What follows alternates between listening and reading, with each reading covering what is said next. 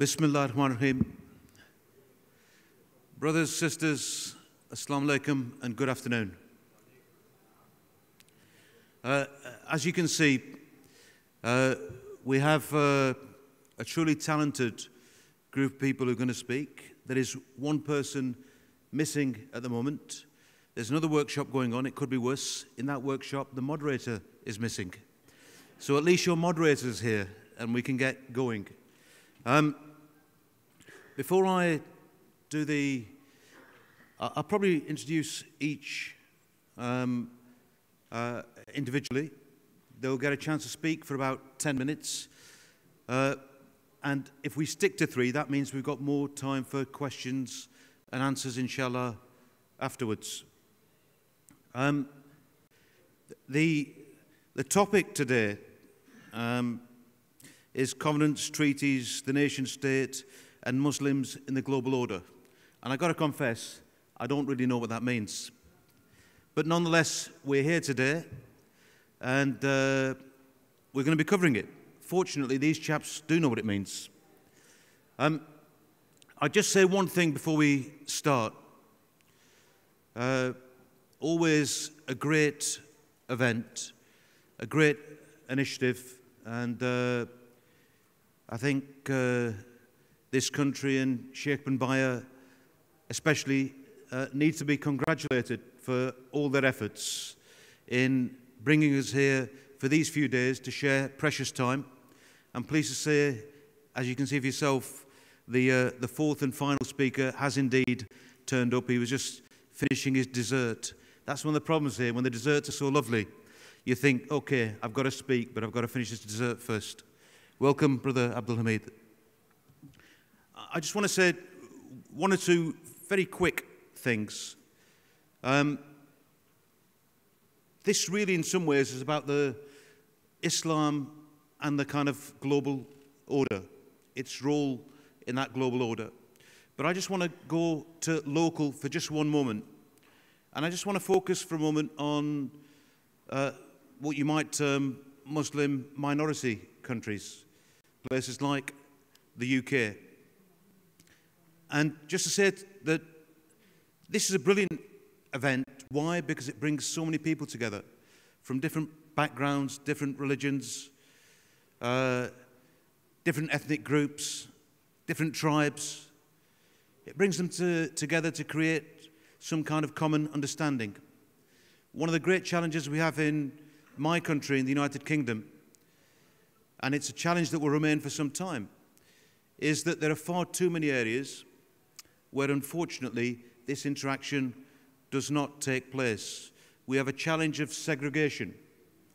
Segregation meaning you have sort of white and black non-Muslim enclaves, and then you have Muslim enclaves, and then everything in between. And so there's an issue of what you call, I suppose, spatial segregation, that people live apart. I'm not saying it happens everywhere, but I'd still say it's the majority of the case in the UK, that you've got spatial segregation. Now that's a challenge, where in one city, people live in different parts. But it becomes much more acute when you have social segregation on top of that. So not only do these people live in different parts, but actually they don't even interact. Then it becomes a huge problem. And if you look at the UK, there are large swathes of it which will always have very few, if any, Muslims living there. That means that those people who are not Muslims who live there get their understanding of Islam from the media. So they'll be watching the news. And as we know, for example, in the news, in the West, when we hear any story about Islam or Muslims, maybe 99%, maybe more of the time, it tends to be very, very negative. It's about extremism, it's about terrorism, it's about other ugly things which certainly don't define Islam.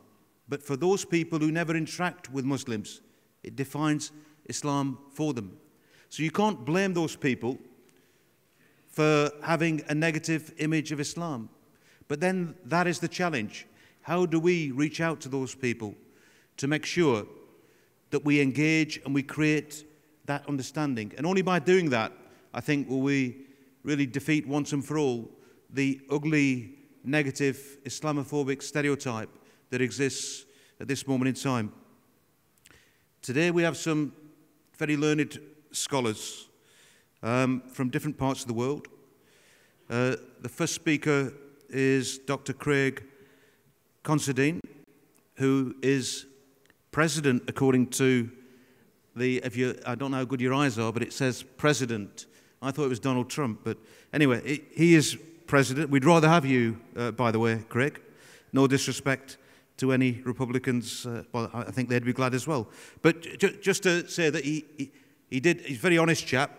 He said to me he isn't actually president, so that's useful. But he is a sociologist at Rice University who's done a lot of excellent work on religious pluralism, on racial and social justice, and on understanding between Christians and Muslims. And so he's going to share with us now for 10 minutes or so his thoughts, and then at the end, of course, any questions or comments would be welcome. A round of applause, please, for Dr. Craig. Come on, guys, I know it's after lunch, a bit more enthusiastic. Dr. Craig. That's better.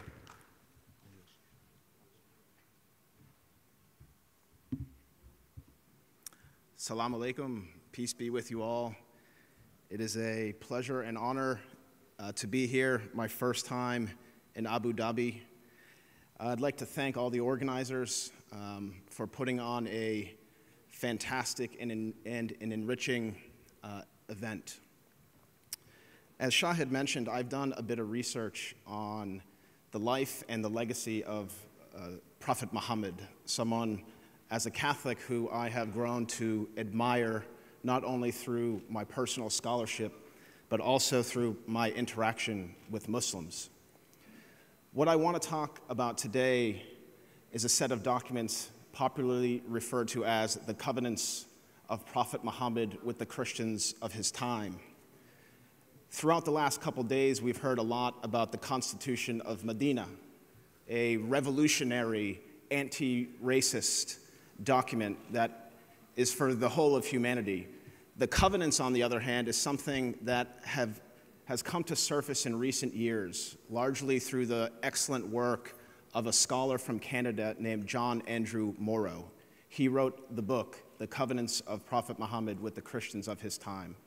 For those who may not be familiar with these sets of documents, as I mentioned, they are revolutionary. If you can imagine Muhammad, peace be with him, coming up with these ideas, with this social contract, 1,100 years before the United States even existed.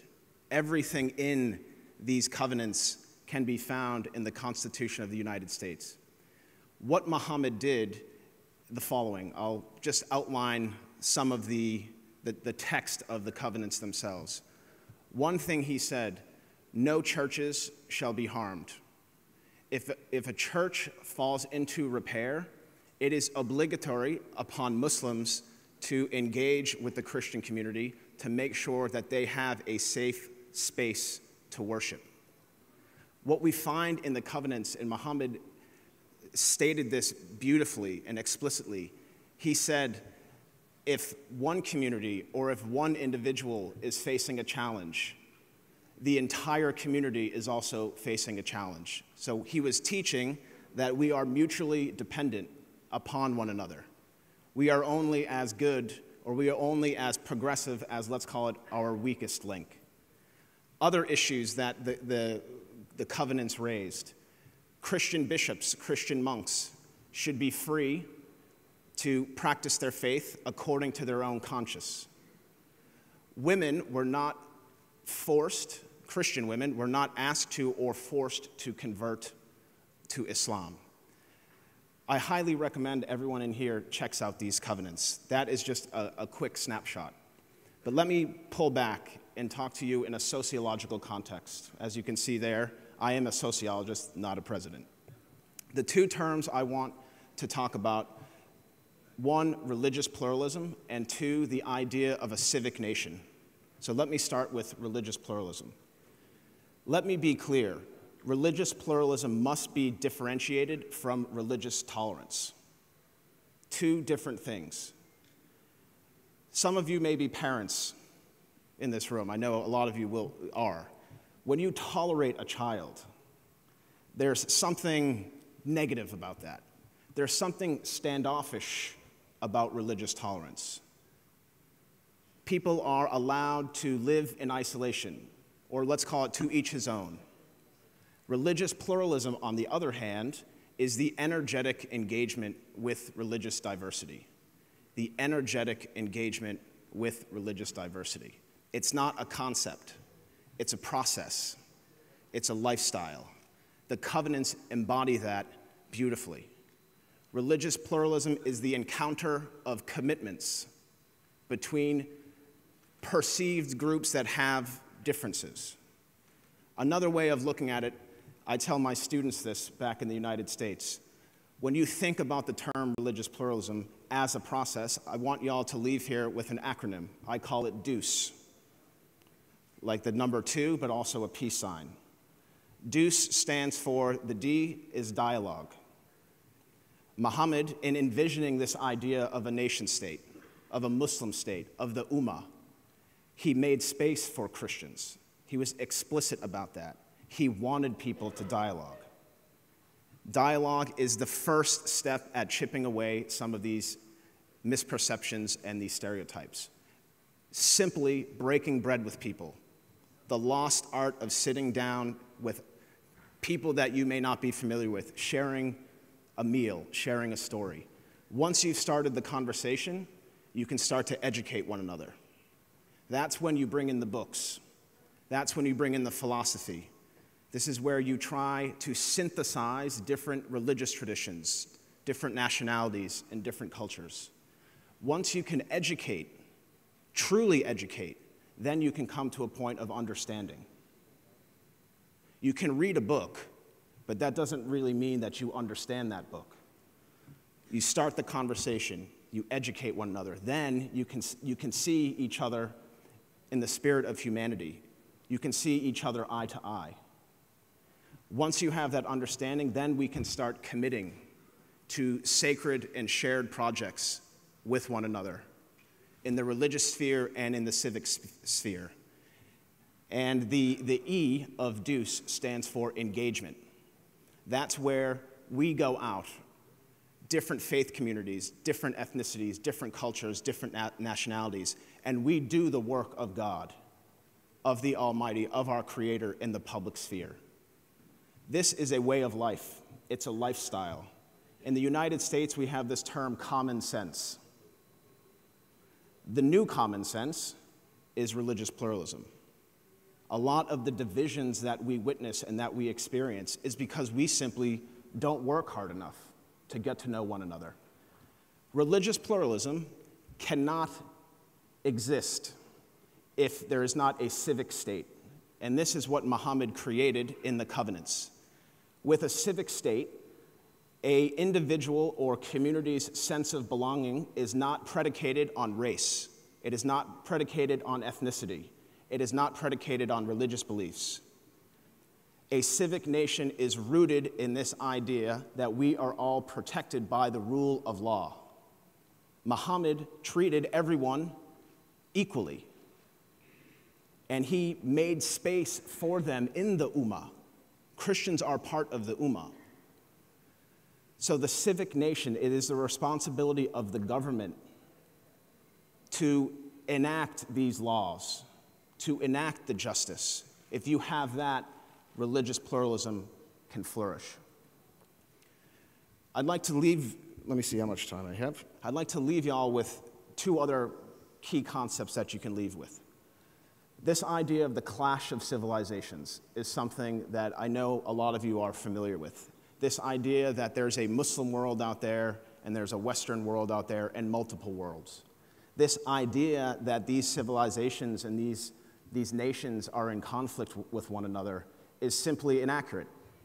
When we talk about the history of Europe, when we talk about the history of America, neither historical account would be complete if you also didn't include the contributions that Muslims made So we have to recognize that nuance, recognize that civilizations are built in time over history and that we complement one another.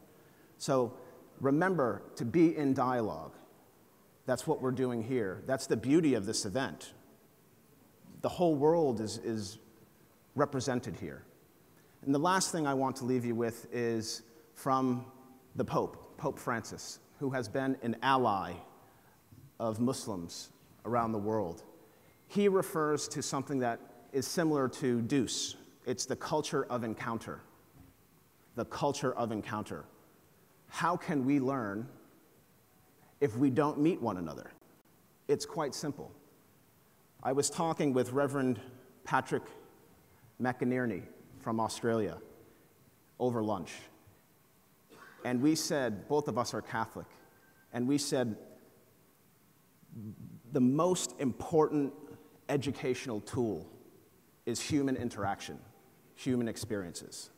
That's where the real learning occurs. That's when the sociological theory or the philosophy makes sense, because you have proof, human interaction and life experiences to back it up. So I would leave you with the message of peace. Peace be with each and every one of you. Thank you.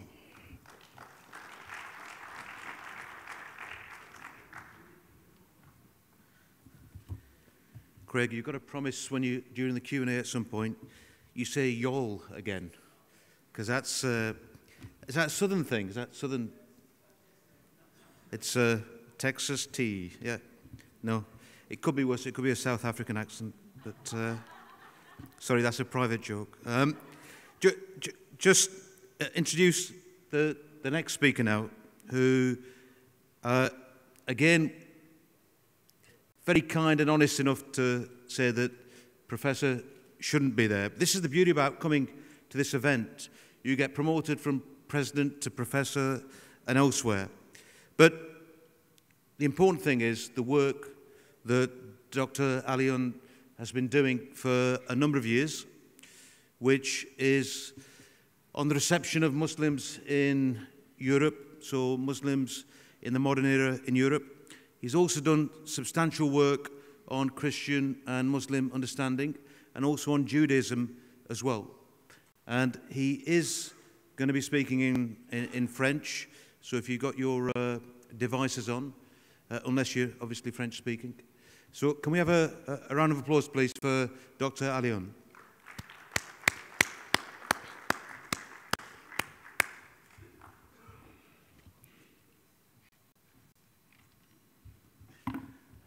Bismillahirrahmanirrahim.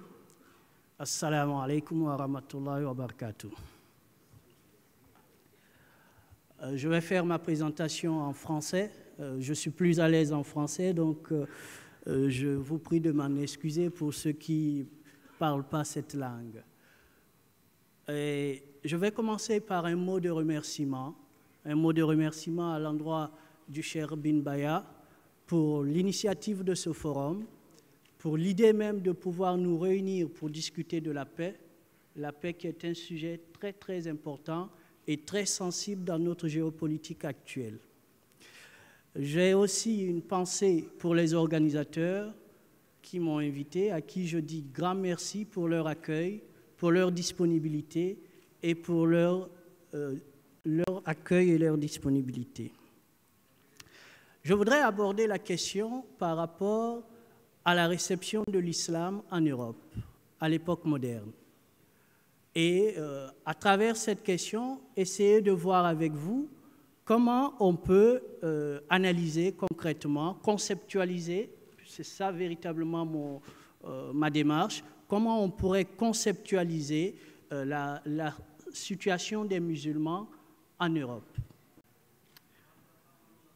Dans cette analyse conceptuelle, il faut savoir d'abord qu'à la suite des événements tragiques qui ont eu lieu dans l'Europe à la fin du XIXe siècle, l'idée de créer des grands ensembles a commencé à germer. Déjà au XVIIIe siècle, la philosophie donnait des indices dans ce sens. On sait déjà avec Grotius qu'il fallait sortir de la guerre pour aller vers la paix, mais c'est avec un philosophe qu'on connaît qui est Emmanuel Kant qu'on a vu précisément se construire un essai, un traité sur la paix perpétuelle. Le but de Kant était de nous dire qu'il fallait que les États arrêtent de se faire la guerre et que les États commencent désormais à être autonomes dans des fédérations qui leur permettent de construire durablement la paix. L'ambition était noble, mais on a connu la Première et la Deuxième Guerre mondiale. L'Europe s'est effondrée avec ces situations. Et au lendemain de la Seconde Guerre mondiale, l'Europe s'est reconstruite. Et dans cette reconstruction, l'idée d'une union est née. L'idée d'une union qui est passée par la communauté économique du charbon et de l'acier, qui a été signée à Rome, le traité de Rome qu'on connaît. Mais au-delà du traité de Rome, on est arrivé jusqu'à l'idée aujourd'hui de l'Union européenne. Et donc, clairement, un ensemble de traités, de conventions ont été signés à ce moment-là, et ces traités-là accordent précisément ce qu'on appelle la liberté religieuse à chaque citoyen.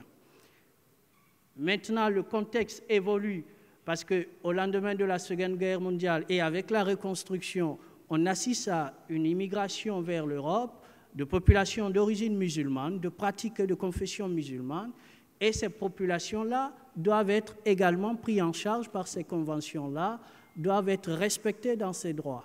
Est-ce le cas? Est-ce toujours le cas? La réponse est compliquée. Et il faut la nuancer par rapport à la situation de chaque pays, ce qu'on ne pourrait pas faire à l'occasion d'un tel forum, à l'occasion d'une prise de parole qui devrait durer 10 minutes. Donc, je vais schématiser dans les grands axes et puis dans les questions-réponses, nous pourrions en discuter. Donc, ces normes existent. Les normes et les conventions existent, c'est mon premier point. Depuis 1957, avec le traité de Rome, ces normes existent et elles accordent effectivement à tous les citoyens qui vivent en Europe la possibilité d'exercer leur culte en toute liberté, d'enseigner leur culte et de le faire apprendre dans des espaces publics et privés. Il faut se dire clairement que pendant qu'on faisait ces traités, on ne pensait pas encore à l'influence que pouvait avoir l'islam dans l'Europe actuelle. Donc, si vous voyez un peu l'article 9 de la Convention européenne des droits de l'homme, cet article nous dit clairement que toute personne a le droit d'exercer son culte. Mais les textes, on le sait, tous les textes sont affirmatifs et les principes qui sont là sont des principes universels. Toute la difficulté, c'est comment ils sont appliqués au concret. Et c'est là que le diable est. Et c'est là qu'il faut le trouver, parce que c'est dans l'application que les choses sont différenciées. Et parce qu'elles sont différenciées là que ça pose problème dans ces sociétés aujourd'hui. Pourquoi ça pose problème? Parce que les musulmans qui vivent en Europe de façon globale se sentent discriminés, se sentent lésés dans leurs droits, se sentent peu reconnus ou pas reconnus dans la manifestation de leur culte religieux. Il y a des mosquées clandestines, il y a des prières de rue qui sont dénoncées par des partis d'extrême droite. Pourquoi? Parce qu'il y a un refus d'accorder à ces populations pour qui la loi dit qu'ils ont le droit de pratiquer, de leur accorder des moyens, de leur accorder des espaces pour pouvoir être dans la légalité. Donc, cet état de fait est constaté, il est réel. Les restrictions par rapport à chaque pays viennent également renforcer ce climat que les musulmans ont en Europe de ne pas être reconnus. Or, il faut dire que la reconnaissance, elle est importante car elle implique la notion de justice sociale et donc de vivre ensemble que nous verrons en troisième partie de mon exposé. Donc, qu'est-ce qui se passe quand il y a injustice?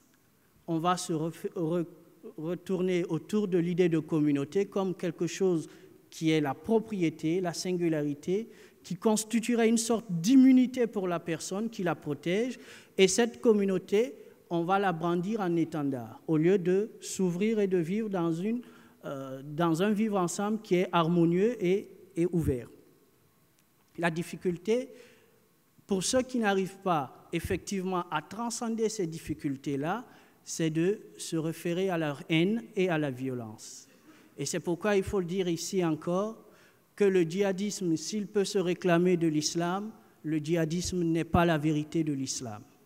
Le djihadisme est loin d'être la vérité de l'islam, parce qu'il y a tout un pan d'islam spirituel et de l'éthique de l'islam qu'il bafoue et qui n'est pas respecté dans sa démarche. Deuxième partie de mon discours, c'est le rapport à l'altérité. Nous avons dit que les lois existent, elles affirment des principes universels, mais ces principes ne sont pas appliqués. Qu'est-ce qu'il faut faire? Nous dit le philosophe, il faut déconstruire le droit.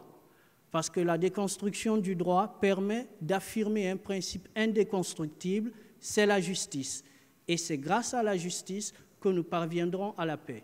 Donc, philosophiquement parlant, il faut travailler à cette déconstruction du droit, à faire en sorte que le droit soit orienté vers une application réelle, une application qui permette aux individus de vivre en bonne intelligence les uns envers les autres. Et la deuxième chose qu'il faudrait faire, il me semble, et qui est important, c'est d'éduquer au pluralisme. L'éducation au pluralisme est une philosophie aujourd'hui qui est portée et développée par un philosophe sénégalais qui s'appelle Souleymane Bachir Ndiaye. Et cette éducation, elle consisterait effectivement à ce que les musulmans apprennent d'abord que dans leur propre religion, qu'il y a une pluralité, une diversité, une pluralité des pluriels, comme il le dit, et que cette pluralité des pluriels n'est pas faite pour être un choc, mais pour permettre à l'esprit de s'ouvrir et d'acquérir effectivement un ensemble de connaissances qui permet de relativiser les choses et de vivre dans une société ouverte et en mouvement dans le progrès. Cette éducation aussi, elle doit être envers ceux qui ne sont pas musulmans, les non-musulmans qui sont cités dans le Coran, et c'est par rapport à eux précisément que mon travail, moi, personnellement, est orienté à travers la lecture des prières, la Hamida juive, le Notre Père chrétien et la Fatiha musulmane, qui, lorsqu'elles sont lues, ces trois textes, ces trois lectures, lorsqu'elles sont effectuées en face à face, nous nous retrouvons vers des convergences fortes dans la reconnaissance de la transcendance divine et dans la reconnaissance également de la dépendance de l'homme vis-à-vis de Dieu. Dépendance qui également implique et oriente vers l'idée de paix, puisque à la fin de ces trois prières, chacun des croyants annonce l'idée de paix. D'ailleurs, c'est pourquoi ma troisième partie est une prière pour la paix, une prière de paix. Et une prière de paix et une prière de la paix, pourquoi? Parce que le vivre ensemble ne peut être possible que lorsque nous savons que la différence qui nous sépare de l'autre n'est pas une différence conflictuelle, est une différence de dogme. Et qu'au-delà de ce dogme, notre humanité est première et que c'est ce qu'il faut valoriser. Et ce vivre ensemble, il faut le savoir, ce n'est pas être comme l'autre, ce qui s'appelle le conformisme, c'est vivre sa singularité dans le respect de la différence de l'autre. Et c'est ce vivre ensemble qu'il faut promouvoir aujourd'hui, parce que la richesse de ce vivre ensemble permet, par exemple, dans une religion comme l'islam, de reconnaître la pleine potentialité de ce qu'il a représenté dans l'histoire et de ce vers quoi il peut encore continuer à orienter son enseignement. Et c'est un philosophe juif qui nous le dit, il s'appelle Emmanuel Levinas. L'islam est avant tout l'un des facteurs principaux de la constitution de l'humanité. Sa tâche a été ardue et magnifique. Depuis longtemps, il a dépassé les tribus où il est né. Il a compris mieux que quiconque qu'une vérité universelle vaut mieux que tous les particularismes locaux. Et je continue, Emmanuel Levinas nous dit cela, un autre philosophe juif qui s'appelle Jacques Derrida renchérit, le langage du cœur nous appelle que cette paix du vivre ensemble, même si elle n'est pas une paix de justice, elle est une paix de justice et d'équité, elle n'est nécessairement que la paix que chaque individu construit en lui d'abord. Et c'est à ça que la Convention de l'UNESCO nous rappelle. Les conflits qui naissent dans l'esprit des autres, C'est dans l'esprit de l'homme qu'il faut élever les défenses de la paix. Alors, prions pour la paix. Pourquoi? Parce que quand le juif commence la prière avec la Hamida, il célèbre Dieu, Dieu d'Abraham, Dieu qui est le bouclier d'Abraham, Dieu qui est consacré, Dieu qui est 3 fois saint, Dieu qui fait revivre les morts. Il y a une transcendance divine qui est affirmée. Le chrétien dit la même chose dans sa prière. Notre Père qui est aux cieux, que ton nom soit sanctifié, que ton règne vienne, que ta volonté soit faite sur terre et dans les cieux. Et qu'est-ce que dit le musulman? Il dit la même chose. Quand il dit Bismillah ar-Rahman ar-Rahim, il fait appel à cette transcendance du divin. Cette transcendance qui a l'air de nous échapper aujourd'hui, et ce qui me permet de conclure, est-ce qu'aujourd'hui, la prière serait quelque chose de périmé? Est-ce qu'autour de la prière, il ne serait pas encore possible de créer et de recréer ce vivre ensemble dans la paix? Car le musulman, 5 fois par jour, quand il termine sa prière, il fait un salam alaykum wa rahmatullahi wa barakatuh.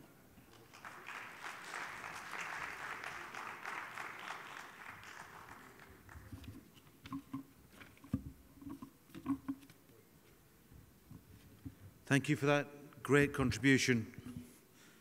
The next speaker, very dear old friend of mine, but that's not why he's speaking.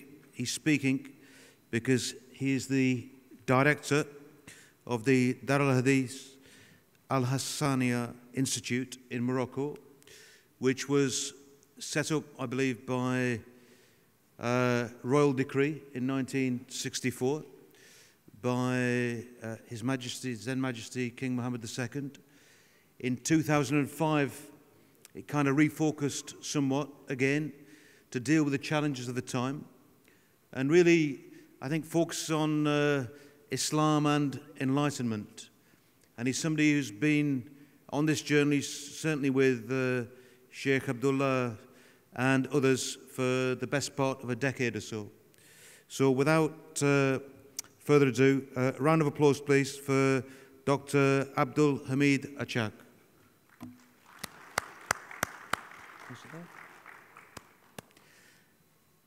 I know you've had lunch and you're tired, but come on, guys, a round of applause. A bit better.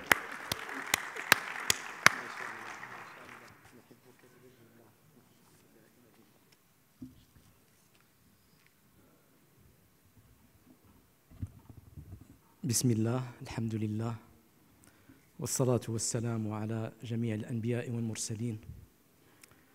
شكرا لرئيس الجلسة الذي أسعد دائما بحسن إدارته، تقديرا لطريقته التوليدية للأفكار كلما وجد في مثل هذا الموقع. شكرا لدولة الإمارات قيادة وحكومة وشعبا لرعايتها السابغة وضيافتها الكريمة. شكرا لفضيلة العلامة الشيخ سيدي عبد الله بن بية حفظه الله الذي شرفني بأن أشارككم الرأي في هذا الملتقى العلمي الكبير. وأحيي جميع الحاضرين كلا باسمه وجميل واسمه. في الحقيقة كلما تدخل المتدخلون اكتشفت أنني لا أزيد على أن أكرر كلام المتدخل بطريقة أخرى. فمن الملاحظات التي لاحظتها منذ انطلاق هذا الملتقى أننا نفكر بطريقة واحدة، لكننا نختلف في التعبير عن المعاني والمفاهيم المشتركة. عنوان المداخلة حلف الفضول المفاهيم والتصورات، وهو عنوان اقتبسته من الموضوع الثاني ضمن المحور الأول الوارد في الورقة التأطيرية للملتقى، والذي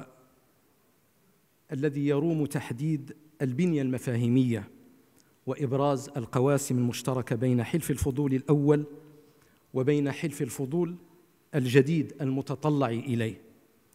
وقد أحسنت الورقة التقديم لذلكم بالقول إن حلف الفضول هو حلف قيم بامتياز، وأنه من جهة أخرى يعد من آثار قيم الحنيفية الإبراهيمية، فمكة هي موطن البيت الحرام الذي أقام إبراهيم وإسماعيل عليهما السلام قواعده، وهذا البيت حرم آمن أطعم الله أهله من جوع وآمنهم من خوف، فالضيافة والحماية جزء من رسالة البيت الحرام الذي أسس لعبادة الله في الأصل، وليكون نموذجاً مضاداً لعوالم الخطف والقتل والخوف.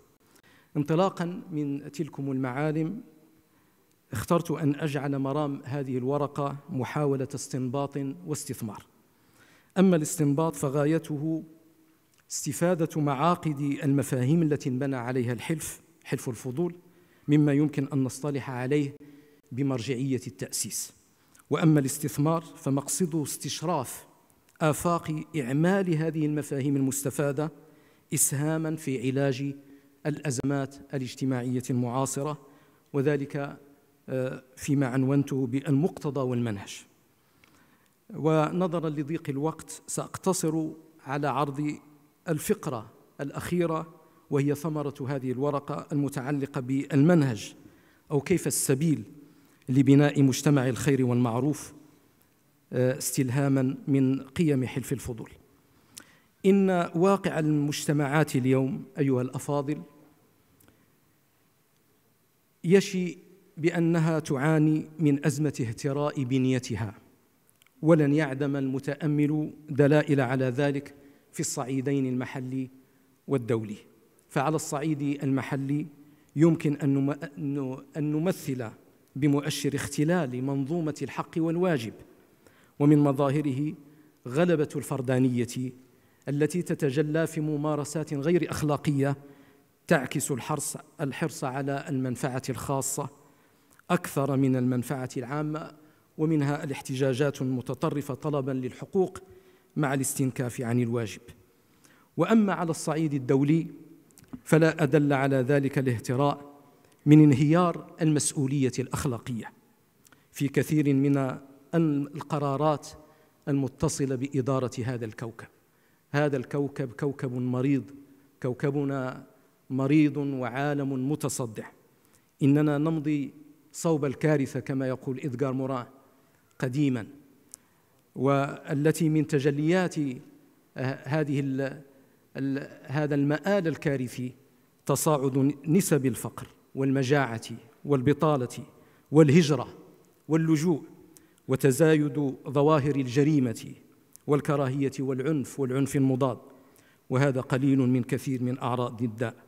إن تعليل هذه الظواهر بعد توصيفها أول واجب النظر، ولا شك أن جماع ما يمكن أن تعلل به فقدان مفهوم الخير العام، سواء لدى المجتمعات التي تراه نسبياً قابلاً للتعدد أو التي تراه قيمة كبرى تقتضي قواعد سلوك تتعالى على الرغبات، بيد أنه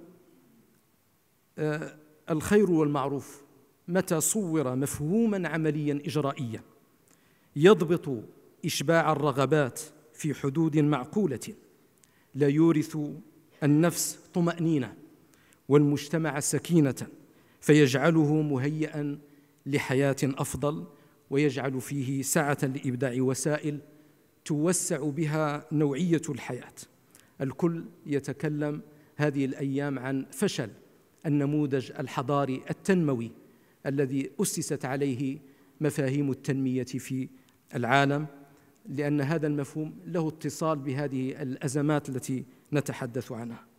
إن هذا المفهوم، مفهوم الخير والمعروف، متى صور مفهوماً عملياً إجرائياً يمكن أن نؤسس لسلام العالم وسلام الأديان، يجب أن نؤسس من تحت، وأعتقد أن هذا أساس وشرط الوعي المطلوب لإيقاظ الضمير الإنساني العالمي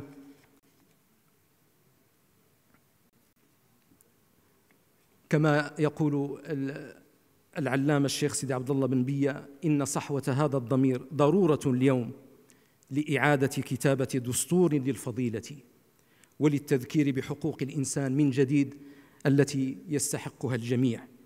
إن من أهم أصول هذا الوعي ومقدماته كما تفضل في الكلمة التأطيرية أمس أن يشعر المجتمع البشري بالمأزق، وأن يقوم بالتفكر في 3 حقائق خطيرة تتصل بمصيره. أولاها أن الإنسانية وصلت إلى تقدم تكنولوجي غير مسبوق في التاريخ، وثانيتها أن هذا التقدم أوصل البشرية إلى قدرة رهيبة على التدمير الذاتي، وثالثتها أنه توجد حالة من القلق وفقدان الثقة وعدم اليقين. فمن أجل تعميم هذا الوعي أيها الأفاضل الكرام والتحسيس به، يجب أن يكون رجال الدين جزءاً من الحل وليس جزءاً من المشكلة، كما أن وسائل الإعلام والمؤسسة السياسية ومؤسسات المجتمع المدني والجامعات ومراكز البحث مدعوة لأن تؤدي دوراً إيجابياً في ترسيخ هذه القيم. إن انبعاث هذا الضمير الجماعي الأخلاقي هو الذي يمهد لانبثاق مجتمع الخير والمعروف، وذلك في الواقع أيها الأفاضل متوقف على شرطين: الأول بناء الإرادة العامة للمجتمع، بناء الإرادة العامة في مجتمعاتنا المحلية، ومعناه مطابق لمفهوم التحالف لغة، ومنه اجتماع إرادات المجتمع على أمر واحد تخلص في التوجه إليه، وهو سر قوة المجتمعات ونجاحها دائما في مختلف رهانات الحياة. على أنه ينبغي تجديد تصورنا للوحدة الاجتماعية وتجاوز ذلكم التصور الذي يرجع إلى ما قبل واقع المجتمعات المتعددة الهويات، بحيث تؤسس الوحدة على مبدأ التوافق عن طريق الإجماع التقاطعي بعبارة جون رولز، ومعناه إعمال السياسة في الاتفاق واحتواء أسباب الاختلاف في تصور لغايات مشتركة توجه إليها الإرادات، وفي تعاقد أخلاقي يتسامى عن منطق التعايش الظرفي المؤقت إلى مفهوم التوافق الدائم الذي تتعاقب الأجيال على حمايته وضمان استمراره. فالمجتمع بناء معقد ومركب وبناء مستمر، واستمراره رهين بمدى إحكامه وإتقانه، ومن إتقانه وإحكامه الاهتمام بالتربية والأسرة والمدرسة وتعليم الأجيال أسس حفظ التماسك الاجتماعي. الطريق إلى سلام الأديان، الطريق إلى سلام العالم يبدأ من هذا التأسيس في هذه النقطة التحتية الخطيرة. يجب أن نؤسس للسلام من تحت، فتعليم الأجيال أسس حفظ التماسك الاجتماعي، ومن هذه الأسس اعتبار الفرد أولى لبنات البناء وأهمها، والوعي بأن القيم المدنية الجماعية حقائق نفسية تستنبت في وجدان الفرد وتفكيره قبل أن تنزل في الواقع اليومي. وأخيراً ربط تنظيم المجتمع بالقيم المشتركة وتنمية الوعي بمقاصد الخير العام. إن مراعاة هذه الأسس أيها الأفاضل جدير بإنتاج مجتمع متحد الوجهة يستشعر معنى الأخوة ويستلزم التمسك بقيم التضامن والتعاون والوحدة ضمانا للبقاء. الوسيلة الثانية أو الشرط الثاني بعث ثقافة التنظيم الذاتي. لا تتسق أمور العمران ولا تسود روح المدنية إلا ببعث ثقافة التنظيم الذاتي، بما هي وسيلة إلى حفظ نظام المجتمع توافقاً مع المقصد العام للتشريع الذي هو حفظ نظام العالم واستدامة صلاحه بصلاح المهيمن عليه وهو نوع الإنسان. وكما يقول خير الدين تونسي: التنظيم أساس متين لاستقامة نظام الدين والدنيا، وذلكم رهين بوسيلتين. الوسيلة الأولى تنظيم القوى والطاقات، ذلك أنها إذا لم تشغل في مكانها وزمانها المناسبين ولم تستثمر في مشاريع البناء استحالت معاول هدم وإفناء.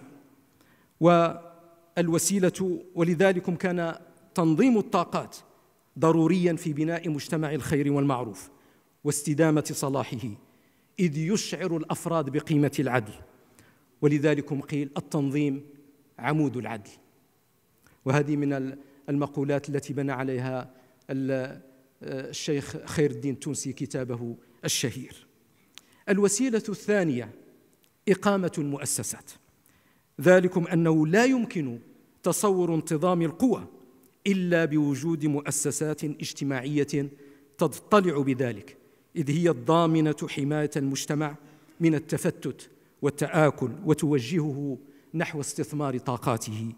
وها هو المجتمع الغربي يتحلى بميزة حقيقية يعرفها القاصي والداني، وهي وجود مؤسسات النفع العام التي يعمل فيها في الولايات المتحدة على سبيل المثال أكثر من 7% من الشعب، أي أكثر من عدد موظفي الحكومة، وأن شبكة علاقات وتطوير المجتمع الغربي وتوجيه أنشطته واقتصاده ومعاشه تقوم على فكرة التعاونيات القوية المؤثرة في توجيه السياسة العامة. ويمكننا في ضوء هذه الأفكار استخلاص 3 شروط نحسبها كفيلة بإيجاد مجتمع محكم التنظيم نعرضها على النحو الآتي: أولاً، وحدة التصور لمفهوم الخير العام تتضافر جهود المجتمع على تحقيقه. ثانياً، وضوح تصور القيم التي يتأسس عليها المفهوم المشترك للخير العام بما يضمن توافق تصرفات الأفراد معه. ثم أخيراً، الإيمان بجدوى قيام هذه المؤسسات الاجتماعية وبكونها يرتبط بعضها ببعض في نظام تعاون واحد خدمة لمبادئ الخير العام. المشكلة أن كثير من المواطنين لا يؤمنون بجدوى مثل هذه المؤسسات إذا قامت. إن الإيمان بجدوى قيام هذه المؤسسات شيء عظيم في أداء وفي إنتاجية إقامة مجتمع الخير العام.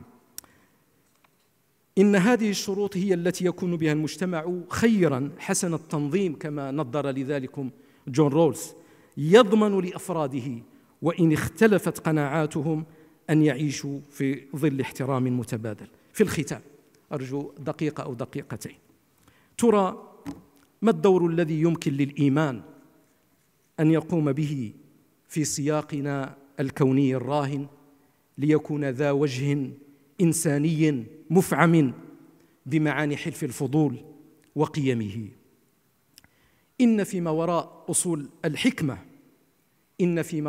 أصول الحكمة والنبوات، أي الأشكال الثقافية التي تنطوي على الإيمان، قاسماً مشتركاً بين الجميع، وهو التجربة الروحية للتسامي كما أشار زميلي المتدخل قبل قليل.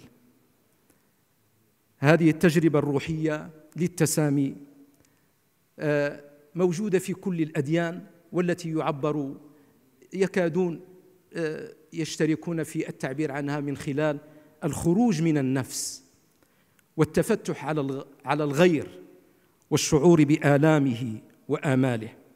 يمكن أيها الأفاضل أن نلخص القيم الروحية المشتركة بين الأديان في كلمة واحدة، هي التسامي، وهي كلمة ذات معنى عميق قد لا تسعف عبارة سديدة على حده وتعريفه، ومع ذلك فهو أشد انغراساً وتجذراً في أسس الدين. التسامي هو القطب المضاد للعنصرية، ولقد كان كذلك وسيبقى. التسامي هو ضد الفردية، فالإنسان ليس ذرة وليس بوصفه فرداً أو جماعة أو طائفة يغدو مقياساً لكل شيء، إنه مواطن في جماعة، حيث كل فرد يعي أنه مسؤول عن مستقبل الآخرين. التسامي كذلكم أيها الأفاضل هو ضد القسوة واللامبالاة وتحجر المشاعر والأحاسيس إزاء آلام الآخرين وهمومهم. ولذلك قال بعض الحكماء إن الخروج من النفس والتعاطف مع الغير هو الخطوة الأولى للتسامي، وهو ما يسمى بالحب. ومن الأحاديث التي جرت على ألسنة كثير من الإخوة الأفاضل المتدخلين في هذا الملتقى قوله صلى الله عليه وسلم: لا يؤمن أحدكم حتى يحب لأخيه ما يحب لنفسه. وفي رسالة يوحنا الأولى: من لا يحب لم يعرف الله قط، من لا يحب لم يعرف الله قط. ومن حكم شمس الدين الشيرازي قوله: إننا نتعلم في كتاب الحب الإنساني، إننا نتعلم في كتاب الحب الإنساني كيف نفسر مفردات الحب الإلهي. نعم، إنه من خلال الحب والتواضع والسماحة والإيثار والإحسان يمكن للتسامي أن لا يكون مجرد تفكير في كلمات بلاغية وعلاقات مجاملة. وكتب بول ريكور يوما: إن الدين اغتراب للإيمان، لأن كل دين كما قلت هو إيمان معبر عنه في لغة الثقافة واصطلاحاتها. ما نطلق عليه اليوم أزمة الدين ليس في الواقع إلا أزمة الثقافة التي تعبر عن هذا الإيمان. ولقد أحسن بانيكر توضيح هذا المعنى بقوله: إن مشكلات الجوع وعدم المساواة واستغلال الإنسان وتدمير الأرض واستنزاف البيئة وعدم التسامح والاستعمار الجديد كلها مشكلات دينية. فالحاصل أننا بحاجة إلى تقديم رؤية ورواية جديدة للإيمان، مؤسسة على القيم الأبدية الخالدة لهذا الإيمان، لصياغة حلول مبتكرة لتلكم المشكلات، ومتسقة دائما وتماما مع أصول العبادة والصلاة، ولكن يعبر عنها ببصيرة جديدة وبوعي جديد يسمح لنا بالتعرف على وجودنا الخاص وعلى وجود الآخرين أيضا باعتبارهما مقدسين، ويطلعنا على مسؤولية بعضنا البعض إزاء البعض الآخر.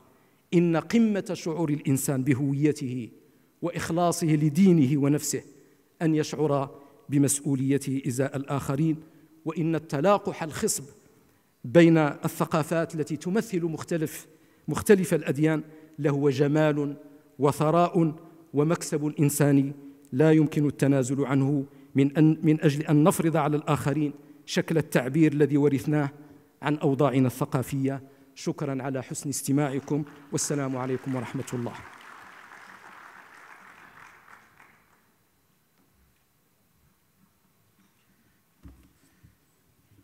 Thank you for that really comprehensive contribution. Craig was just telling me earlier it's the first time that he's been to this part of the world. And for his benefit, I'll just explain that we're extremely culturally sensitive here. And in Morocco, they believe that if you come last to speak, you speak longest.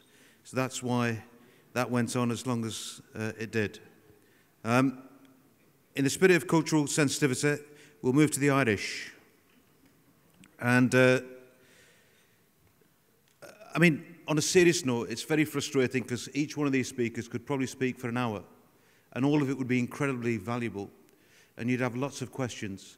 But this, unfortunately, is not the kind of slot where we're able to do that. So we don't do justice to any of our speakers, and each of them have come from a long way away, and some who've never been here before, so welcome to you all. The final speaker is, as you can see, a typical Irishman. It's Sheikh Dr. Umar al-Qadri, and he's actually doing some really great work in Ireland. And recently, you were on a TV chat show with a comedian called Tommy Tiernan. Now, I suspect you've got to be foolish to go into that kind of chat show, because he does try to make you look a bit silly, perhaps. But he's actually quite a wise guy in many ways. But and I saw a clip, and the wonderful clip was that Tommy Tiernan said to you that he'd come to the UAE, and one thing that he found beautiful was at Fajr time he heard the azan. And he said that was a beautiful melody that kind of stuck with him. And he asked you to recite something from the Quran as well. And you did. And the Irish audience, there was no Arabic speakers in the audience, they all clapped profusely. So I hope you'll also clap profusely as well, as we ask Dr. Saab to come forward and share his thoughts.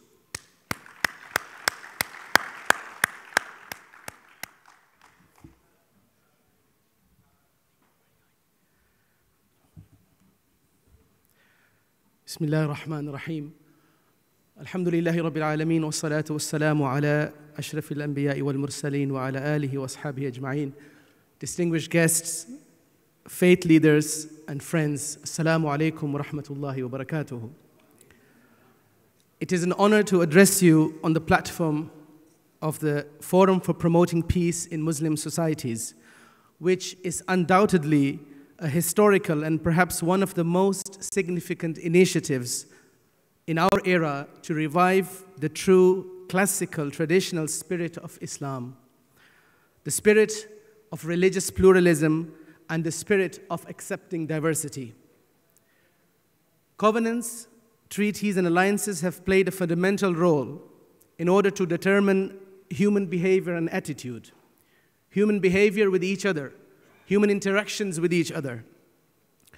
But these covenants, treaties, and alliances have always emerged after conflict.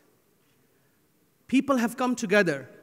Certain people, a certain group of people have come together after conflict because they wanted to do something about the conflict. They want to prevent further conflict in the future. In the modern day, we see examples of the Universal Declaration of Human Rights, the European Convention of Human Rights, which both are resulted or motivated because of the two world wars of the previous century. Similarly, in the life of the Prophet Muhammad sallallahu alaihi wasallam, we have heard from speakers throughout this amazing conference that there was an alliance, a treaty, Hilf al-Fudul. Later on, there was another peace treaty in the life of the Prophet ﷺ, again to prevent conflict, to prevent injustice, which is Surah Al-Hudaybiyah. We find when the Christians, my previous speaker, Dr. Craig Considine, mentioned that the Prophet ﷺ hosted a delegation consisting of Christian monks and priests in his masjid, in Masjid al-Nabawi al-Sharif. And when they performed the prayer, they prayed, he did not object on the prayer. He treated them with kindness, compassion, love. And they were so impressed that they said, "O Muhammad, sallallahu alaihi wasallam, what is the guarantee that your followers will treat Christians in the same manner as you have treated us?" And then the Prophet sallallahu alaihi wasallam dictated the covenants of the Prophet towards the Christians of all the world. Similarly, when the Prophet Muhammad ﷺ was in Medina, he laid down the foundation of a state, of an Islamic state. He constituted the Mithaq al-Medina, Constitution of Medina. Without going further into this, when one studies the Constitution of Medina, one realizes that this was 1400 years ago, a great demonstration, example of religious pluralism. It enshrined all the necessary elements that pluralists of today have referred to necessary elements for a society to be truly a plural society, truly a pluralist society. The Prophet ﷺ not only referred to people of diverse backgrounds, of different faiths, as one community, one ummah, he also at the same time guaranteed that every single one of them, despite having their diverse backgrounds, they're not only one ummah, one community, socially, politically, but at the same time, they're all free to worship in the manner they wish to worship. So the Prophet ﷺ guaranteed religious freedom. But my brothers and sisters, we are living in times, very challenging times, very difficult times. Times in which it is important for Muslims, the Muslim world, to go back to the true tradition of Islam, which is religious pluralism, which is acceptance of diversity. And how do we do that? There is no better way than following the footsteps of Muhammad Rasulullah sallallahu alayhi wa sallam. As Allah Almighty states in the Quran, لَقَدْ كَانَ لَكُمْ فِي رَسُولِ اللَّهِ أُسْوَةٌ حَسَنَةٌ.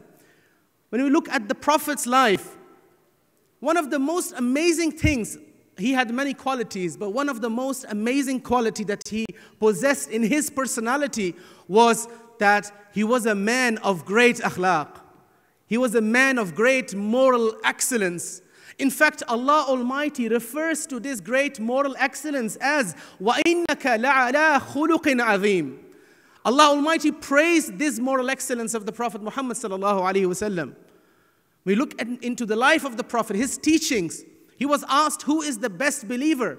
The Prophet sallallahu alaihi wasallam responded, muttafaq alayh, he responded, the best believer is the one that is the greatest in his behavior. That has the most beautiful behavior, excellent behavior. And he also said, those people will be the closest to me on the day of judgment. Those people that will have the greatest akhlaq. We find that the Prophet ﷺ responded by saying, إِنِّي بُعِثُّ لِأُتَمِّمْ مَكَارِمَ الْأَخْلَاقِ. Allah has sent me for the purpose of showing and demonstrating this greatness of moral excellence. And this is also why, my brothers and sisters, in previous times and eras, there was no such perception of Islam. So the prejudice that we are facing through, as a Muslim living in Ireland, living in Europe, that was born and raised in the Netherlands and then moved to Ireland, I can tell you, and many others, that yes, we have religious freedom, absolutely, in Europe. We live as Muslims free to worship our faith, but there is something that the government cannot change, something that the states cannot change, and that is the perception of the people about our faith.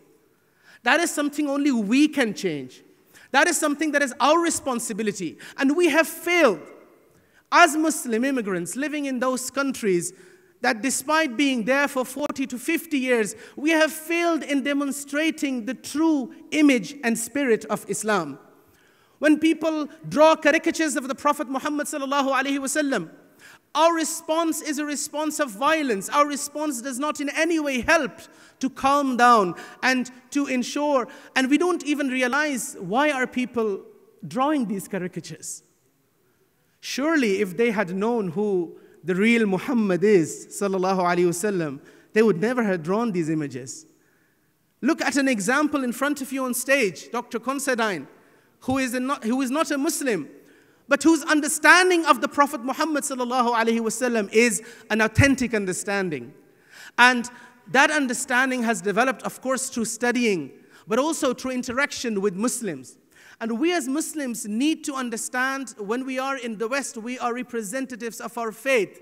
And we are ambassadors of our faith. And this is a constant reminder to myself. So when I am invited by the likes of Tommy Tiernan on national television, which is a comedian, which is a comedy, but an interestingly one, because he also invites politicians and others on the program, I accepted the invitation. Why? Because I am looking for opportunities to engage. I'm looking for opportunities to interact.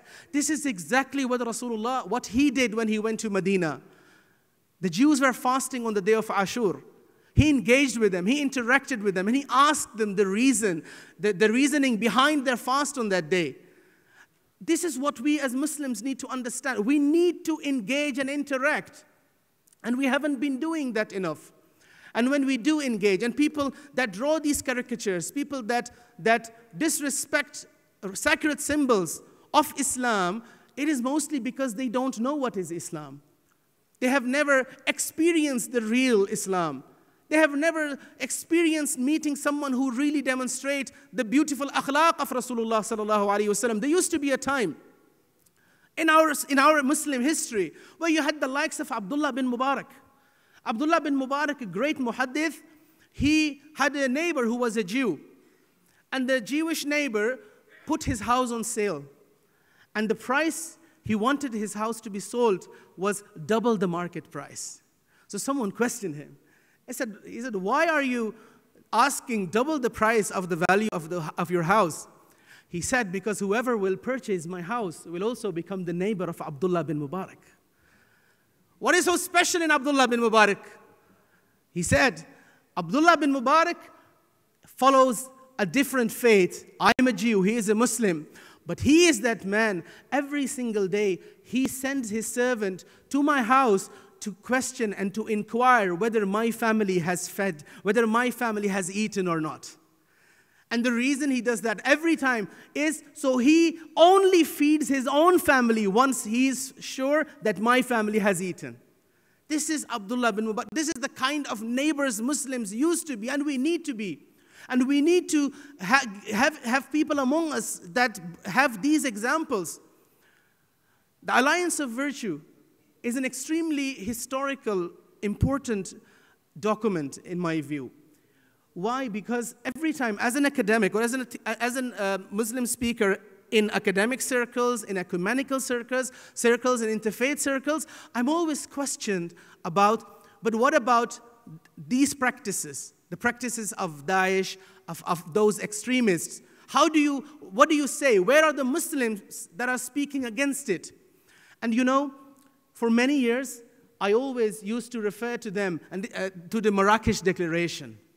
And many academics among themselves in the West were aware of the Marrakesh Declaration. They were aware of the Common Word, for example. These are all initiatives to reach out and to promote the true teachings of Islam and to build bridges with other communities, because building bridges is the only way we can have a peaceful world. And this alliance is special because this is not an alliance of only Muslims. It's not a declaration of only Muslims. It is an alliance. It is a declaration on behalf of the people of faith, on behalf of the people of Abrahamic faiths. And do you know that these three communities, the Jewish, Muslim, Christians, they consist of more than half of the world's population. Imagine if more than half of the world's population sends out a message of peace and is in peace among each other. Surely, then peace truly can be achieved. So the whole reasoning behind Alliance of Virtue, and I'm not going to comment on the different, the framework speech of the Sheikh, but I'm going to leave you with the last story. Because I've been informed by a friend of mine, people love stories, share with them stories. So I'll share a story where I had an interaction with a Holocaust survivor. A Holocaust survivor named Tommy Reichenthal. Tommy and myself spoke at an event where we shared our life stories. And I happened to listen to his story for the first time. The story of a Holocaust survivor, the story of concentration camps, the story of tragedy. And after that event, I spoke with Tommy and I asked him, I said, Tommy, you know, our holy month Ramadan is coming up. Would you come and attend our community iftar? Would you come and join us in iftar? And Tommy was 79 years at that time. He said, but Sheikh Omar, are you sure? I am a Jew. And I laughed at his response. I said, yes, but at the same time, I felt heartbroken because it meant that for 79 years, Tommy had never met a Muslim that would invite him, that would engage with him. And what I was doing wasn't something new. I wasn't doing tajdeed of deen. I was just merely following the sunnah of Rasulullah sallallahu alaihi wasallam. So Tommy Reichenthal happened to come to our masjid on his 80th birthday. So what we did is not only did we have a community iftar dinner, we also organized a cake. We also had a small birthday celebration and we made dua for him. And Tommy, by now, he's 85 years of age. And on that day, Tommy and myself, we started a great friendship. And when I was asking people to come to this event, and we invited, there were Muslims that were very excited. But at the same time, there were Muslims that questioned my invitation. And they said, Sheikh, but what about Israel? What about Palestine? So this perception that every Muslim is responsible for the atrocities of Daesh is a wrong perception. This perception that Muslims do not invite and do not engage with other people of other faith, it's a wrong perception, but it is there. And we have to respond to that. We have to confront that. Similarly, the perception that every single Jewish person is responsible for the oppression of the Palestinian people, it's also a wrong perception. And it is important that through engagements and interactions, we answer and we confront these challenges. I noticed that my host has stood up. So, you know, he comes from England. I'm an Irishman, so I'm going to rebel a little bit. So thank you very much for the time. But lastly, what I want to mention in regards to the alliances, I do think, and I'll discuss that in my discussion if I get a chance, that we need to talk about practical implementation. We need to talk about what happens after this conference. How do we go to the grassroots level? How do we ensure our congregations, our communities are aware of this document? Jazakumullah khair, and thank you for listening. Assalamu alaikum wa rahmatullah.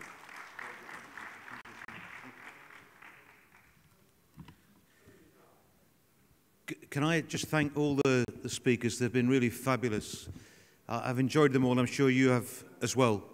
I've just got 3 or 4 points, which will take 3 or 4 minutes, maybe take 3 minutes. Point one, I think today there's been a few people spoke about conflict prevention. Sheikh bin Baya, his big theme is conflict prevention. If you listen to Sheikh Hamza, he was speaking about conflict prevention. And it's a tragedy that there isn't more of it, because we know that for every dollar you invest in conflict prevention, you save $4 post-conflict. So it doesn't make moral sense, it doesn't make financial sense, and it's just dumb politics, I'm afraid. Cartoons.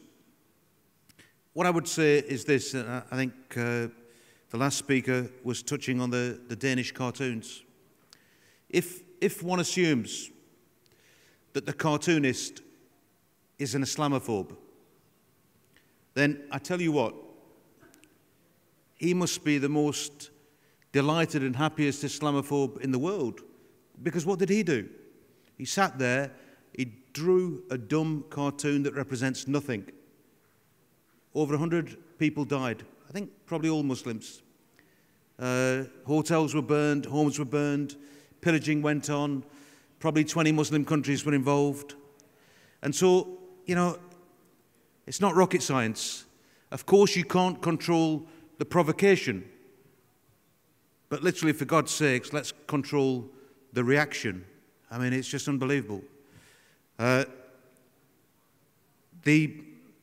just on the issue of justice, Martin Luther King famously said that injustice anywhere is a threat to justice everywhere. So that should be a lesson to every conflict zone in the world, that while there is injustice for some, then justice for others isn't sustainable. And probably just want to leave with one story, because I'm told that people love stories. And I thought you were going to finish on your story, but then you carried on. But that's the Irish Rebellion. Anyway, but I was invited to a dinner by the chair of the Senate in Pakistan some years ago, and he spoke before I spoke. I was the last kind of speaker, and in his speech, because there's a lot of ambassadors there from different countries, and he said that, you know, we need to teach non-Muslims about Islam. And then when I came up and I spoke and I said, I agree that that is the number 2 priority. The number 1 priority is to teach Muslims about Islam. Because I think if some of these people that were engaged in some of the activities I'm speaking about knew their Islam, they wouldn't have reacted in the way that they did. Now, can I apologize, because I love Q&As, but I'm told that because I've been such a bad moderator, we're about 45 minutes over, and the next workshop is desperate to get in here, but it hasn't got any audience, because you're the audience. So we've got to conclude this one. Maybe I'll be an English rebel for a second and say just one question. So then I fulfill my promise of having a Q&A session. Just one question. And the simple criteria on questions is they can't be longer than any of the speeches. Yeah? So a question, just who you are, and a question. Okay, just the gentleman there, and I might go back on my word and have one off, just very quickly, unless I get stopped, which I'm going to get stopped. We really have to stop. Okay. So you can see that I attempted to fulfill my promise to you, but I was unable to do so. So thank you, and his name's Zishan, by the way. You need to speak to him later. actually, he deserves, to be honest, a round of applause because he's the architect for all this madness and the beauty of it all as well. I just want you to, obviously, a big thank you to all of you for coming here and for participating, but the biggest round of applause, I think, for our 4 contributors who've been absolutely excellent this evening, or this afternoon. Khalas, thank you. All yours. Thank you, and a round of applause to Shahid Malik for his moderation. Thank you very much. The next workshop in here is going to be Migration, Protection and Hospitality, and next door is Religion and Global Security, and both those workshops are going to start as soon as the panelists make their way to the stage. So if you would like Religion and Global Security, please head next door that way, and if you would like Migration, Protection and Hospitality, please remain in here. Thank you.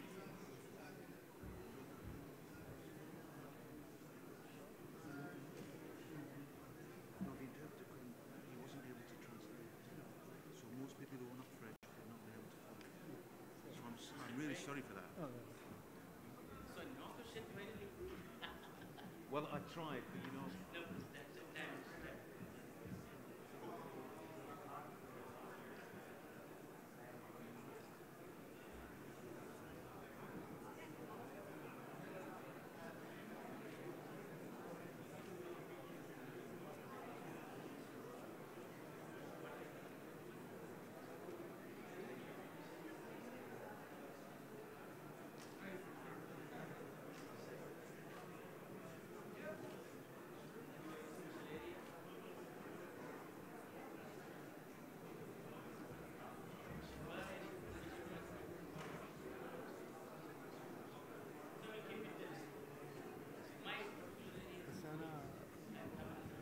أنا بدي أتكلم.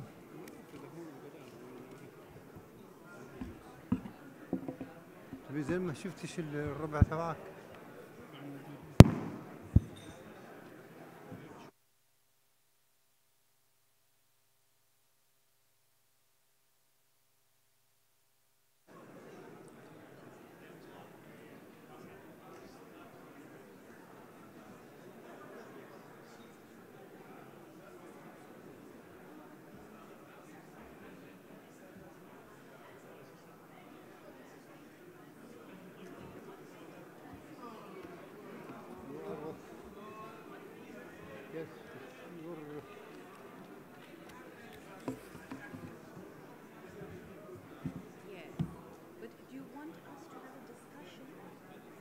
No. Speech. مصطفى الدروي مصطفى السريج والدكتورة نزهة. No, Dr. Amin.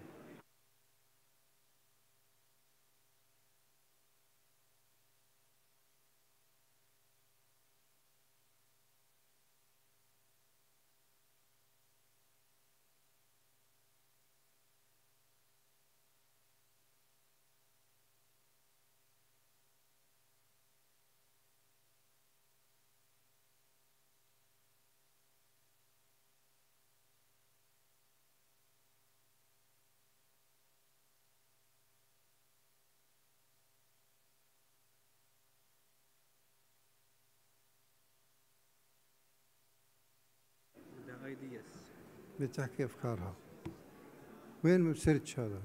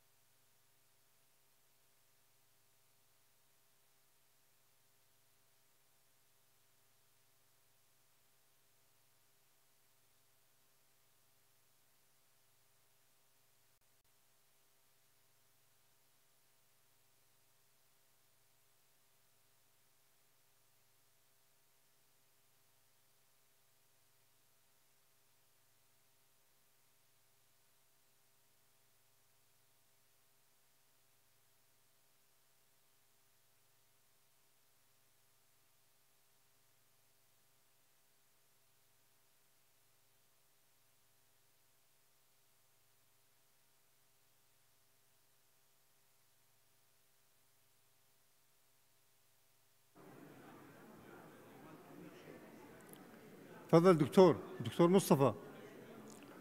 أستاذ مصطفى تفضل.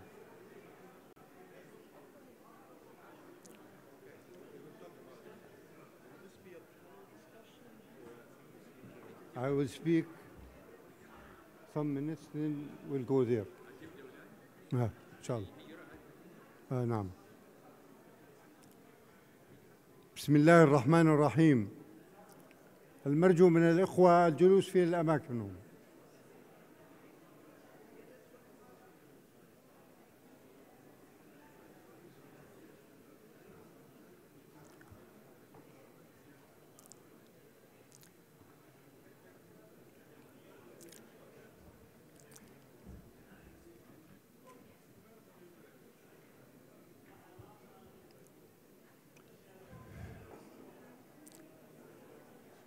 إذا سمحتوا.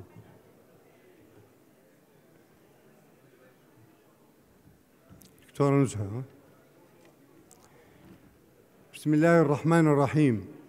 الحمد لله رب العالمين حمدا يوافي نعمه ويكافئ مزيده وإفضاله، وأصلي وأسلم على رسوله الكريم وعلى آله الطيبين الطاهرين وصحبه الغر الميامين. أيها الإخوة الكرام، المرجو الجلوس في أماكنكم أو الخروج من القاعة إذا سمحتوا.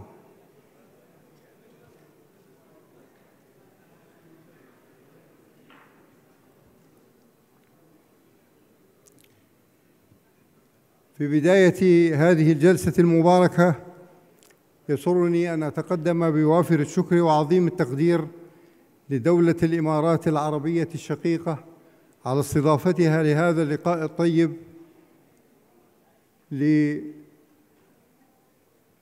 لمنتدى السلم العالمي في لقائه الخامس، والذي يشرف بقيادة العلامة الدكتور عبد الله بن بية منتدى تعزيز السلم في ظل موضوع في غاية الأهمية، وهو حلف الفضول فرصة للسلم العالمي. وهذا اللقاء المبارك يركز على الهجرة والحماية والضبط، ويشارك في الحديث في هذا الموضوع الثر عدد من الإخوة والأخوات العلماء الكبار والعالمات الكبيرات. ومتحدثنا الأول هو الشيخ مصطفى تسيريتش، عضو مجلس أمناء منتدى تعزيز السلم ورئيس العلماء والمفتي العام السابق في دولة البوسنة، رئيس المشيخة هناك، عضو في مجلس أمناء جامعة الاستطراب أريس الدولية، له تاريخ حافل في مواجهة العنف والتطرف في البلاد البلقان، وأدى دورا متميزا في هذا المجال. وأذكر مما يسجل أن المركز الثقافي الإسلامي الأردني في سراييفو قد تم في عهده الميمون، وبالتعاون بينه وبين الهيئة الخيرية الأردنية الهاشمية،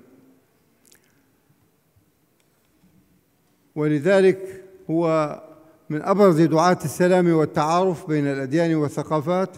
قضى جزءا من حياته، وخاصة في الفترة التي كما تعلمون كانت فيها حرب البلقان في التسعينات، في محاولة جارفة سقط فيها ضحايا كثيرون كما تعلمون في البوسنة، وكان صوت العقل والحكمة هو الصوت الذي يندد. أدعوه لأن يشارك في هذا اللقاء بمداخلة لا تتجاوز 8 دقائق من الوقت المخصص لهذا اللقاء في ساعات أخذت الجلسة الأولى منها الشيء الكثير إن شاء الله. تفضل أستاذنا الكريم في 8 دقائق.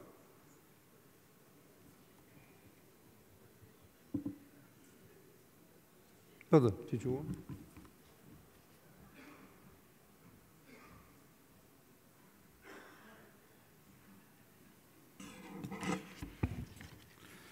بسم الله الرحمن الرحيم. الحمد لله رب العالمين، والصلاة والسلام على سيد المرسلين خاتم الأنبياء والمرسلين. شكرا لرئيس الجلسة العلامة الكبير الذي له فضل كبير في كثير من الأشياء، ليس فقط في الأردن بل في العالم كله وخاصة في البوسنة. أنا سعيد جدا أن أكون معكم وأشكركم على بقائكم في مقاعدكم. إنكم لن تنتقلوا إلى غرفة أخرى بل بقيتم هنا معنا، فهذا يعني أنكم بدون أن أقنعكم أنكم تؤمنون بالاستضافة وتؤمنون بالجوار وتؤمنون بالهجرة موجبة أو الهجرة التغريب ليس هجرة الترهيب. أنا كتبت ورقتي وهي طويلة لا أستطيع أن أقرأها للأسف، لذلك أنا سأقول قولاً قصيراً في 3 موضوعات. الموضوع الأول هو الإضافة، والثاني الجوار، والثالث الهجرة. أما بالنسبة للضيافة فنحن نعلم أن فهم الصحيح والمحتدم لمعنى الضيافة شرط مهم لفهم معنى الجوار وفهم المعاناة وحاجات المهاجر. فلا شك أنه استضافة الضيف واحتضانة الغرباء في البيت من صفات نبيلة تؤدي إلى أداء حسن الجوار وبالتالي إلى التفاهم والالتماء والتناصر مع المهاجرين. لا حاجة لكم لأنني أرى أن كثير منكم علماء أن أحدثكم عن نموذج النظري والعملي والحيوي الدائم في كرم استضافة الأنصار وإيثارهم لإخوانهم مهاجرين في المدينة. هذا معروف لكم جدا. لذلك من هذا المنطلق أنا أستخرج أن إكرام الضيف ليس خياراً إذ نزل، بل له حق الإكرام في الإسلام. هذا واضح جدا مما رواه عبد الله بن عمر بن العاص رضي الله عنهما أن رسول الله صلى الله عليه وسلم قال: إن لزورك عليك حقا وإن لزوجك عليك حقا. وقد أكد رسول الله صلى الله عليه وسلم كذلك بأن إكرام الضيف من علامات الإيمان بقوله: من كان يؤمن بالله واليوم الآخر فليكرم ضيفه. نعم، إن حديث عن الضيافة لا يجب أن يفهم على المستوى الفرد فحسب، بل يجب أن يكون تطبيقه على مستوى المجتمع المتحضر كذلك، وتحديداً على نظام الدولة الحديثة. ليس غريباً إن أذكركم هنا بأن الإمارات العربية المتحدة واحدة من دول العالم أكثر استضافة واحتضاناً من الوافدين والزائرين والعاملين واللاجئين والمهاجرين من جميع أنحاء العالم وبجميع الأجناس والألوان والأديان والثقافات. نعم، إن هذه الدولة المستضيفة الإماراتية تمارس الاحتفاء بضيفها وتظهر اللطف في وجهها كما أوصى به نبينا وكما عهد إلى أن أبنائه وبناته فيه أبوهم الشيخ زايد بن سلطان آل نهيان رحمه الله. وقد صدر القانون الاتحادي رقم 6 في 6/1973 بشأن الهجرة والإقامة كأول قانون لتنظيم الدخول إقامة الأجانب في دولة الإمارات العربية المتحدة.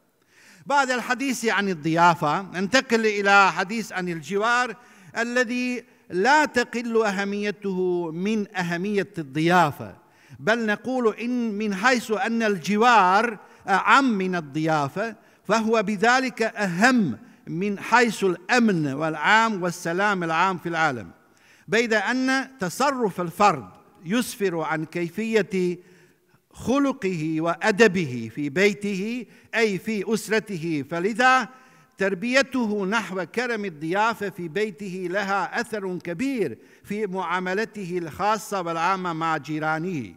ومن الآيات المحكمات في القرآن في هذه الآية عن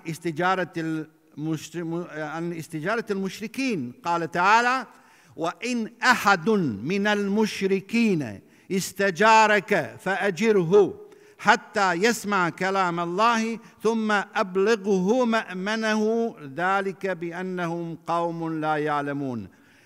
أنا أوردت في مقالتي هنا في ورقتي تفسير القرطبي لهذه الآية، وهي أربع نقط كما تعودنا من القرطبي أن يفسر الآيات القرآنية.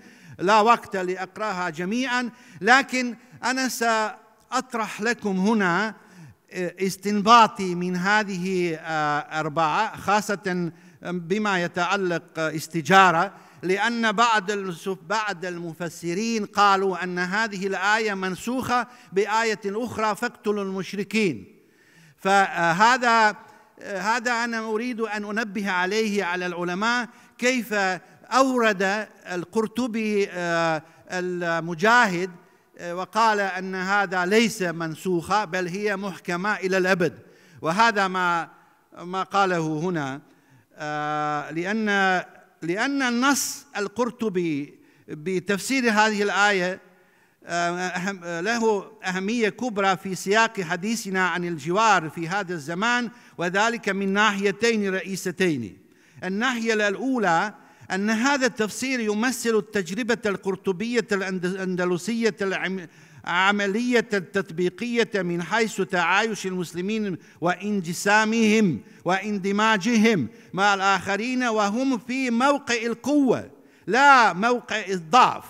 والناحية الثانية أن هذا التفسير القرطبي إشعار واضح بإجماع علماء المسلمين على أن هذه الآية هي آية محكمة وليست منسوخة، وهذا مهم جدا لفهمنا ولفقهنا ولاجتهادنا اليوم، بأن ندرك أن هناك الآيات القرآنية التي لها أجل، كما لاحظ ذلك مجاهد حينما قال: هذه الآية فاقتلوا المشركين إنما كان حكمها باقيا مدة 4 أشهر التي ضربت لهم أجلا. فعلى العلماء المسلمين خاصة والفقهاء منهم أن يأخذوا في الاعتبار هذا البيان للمجاهد حتى لا يقعوا في مأزق التفسير الحرفي أو التفسير الأعمى الذي قد يسفر عن العكس ما قصده الوحي الإلهي، ما سماه العلماء الأجلاء مقاصد الشريعة،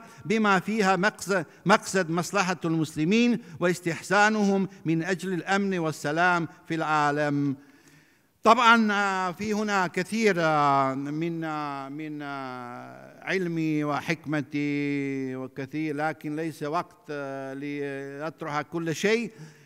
والهجرة فقط أريد أن أنبه عليكم أن الهجرة اليوم ليس كهجرة في ماضي في التاريخ، لأن هناك هجرة شرعية وهجرة غير شرعية، وأنتم تعرفون نحن نعاني الآن تعريف ما هي الهجرة، خاصة في أوروبا وحتى في بلدي الصغير البوسنة في كثير من اللاجئين. حتى بالأمس كان هناك مشاكل الذين جاءوا إلينا، وأنتم تعرفون أن نصف البوسنة يعني مهاجرة إلى جميع العالم بعد إبادة جماعية إلى آخره.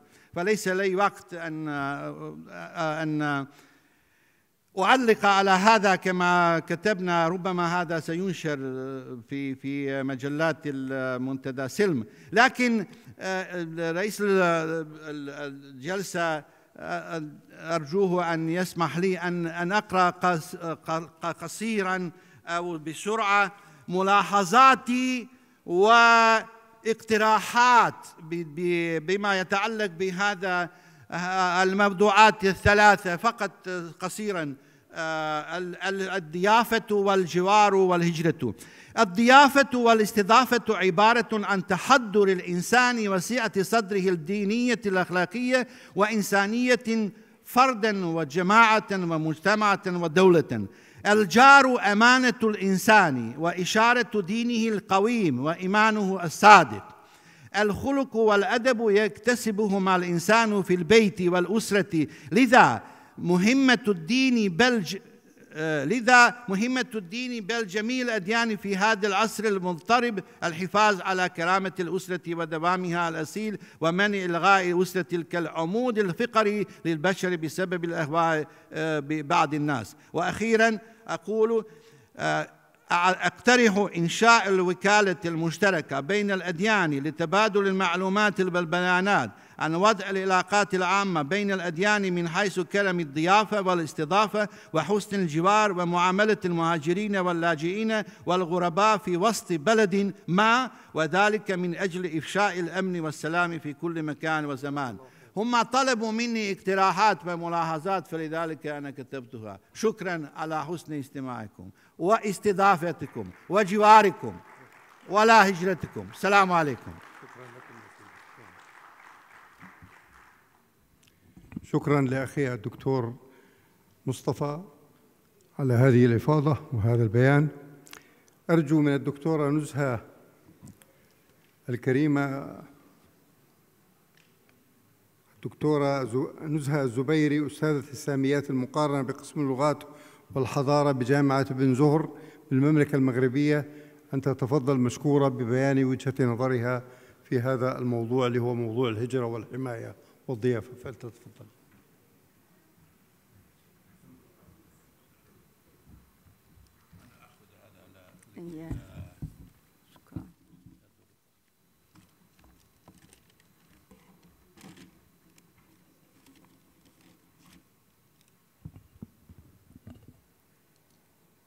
بسم الله الرحمن الرحيم، والصلاة والسلام على أشرف المرسلين. السلام عليكم ورحمة الله. اسمح لي سيد الرئيس أن أقرأ من أوراقي اختزالاً للوقت. تؤطر الآية الكريمة: فلولا كان من القرون من قبلكم أولو بقية ينهون عن الفساد في الأرض إلا قليلاً ممن أنجينا منهم. الآية حلف الفضول الجديد في هذا الجمع المبارك.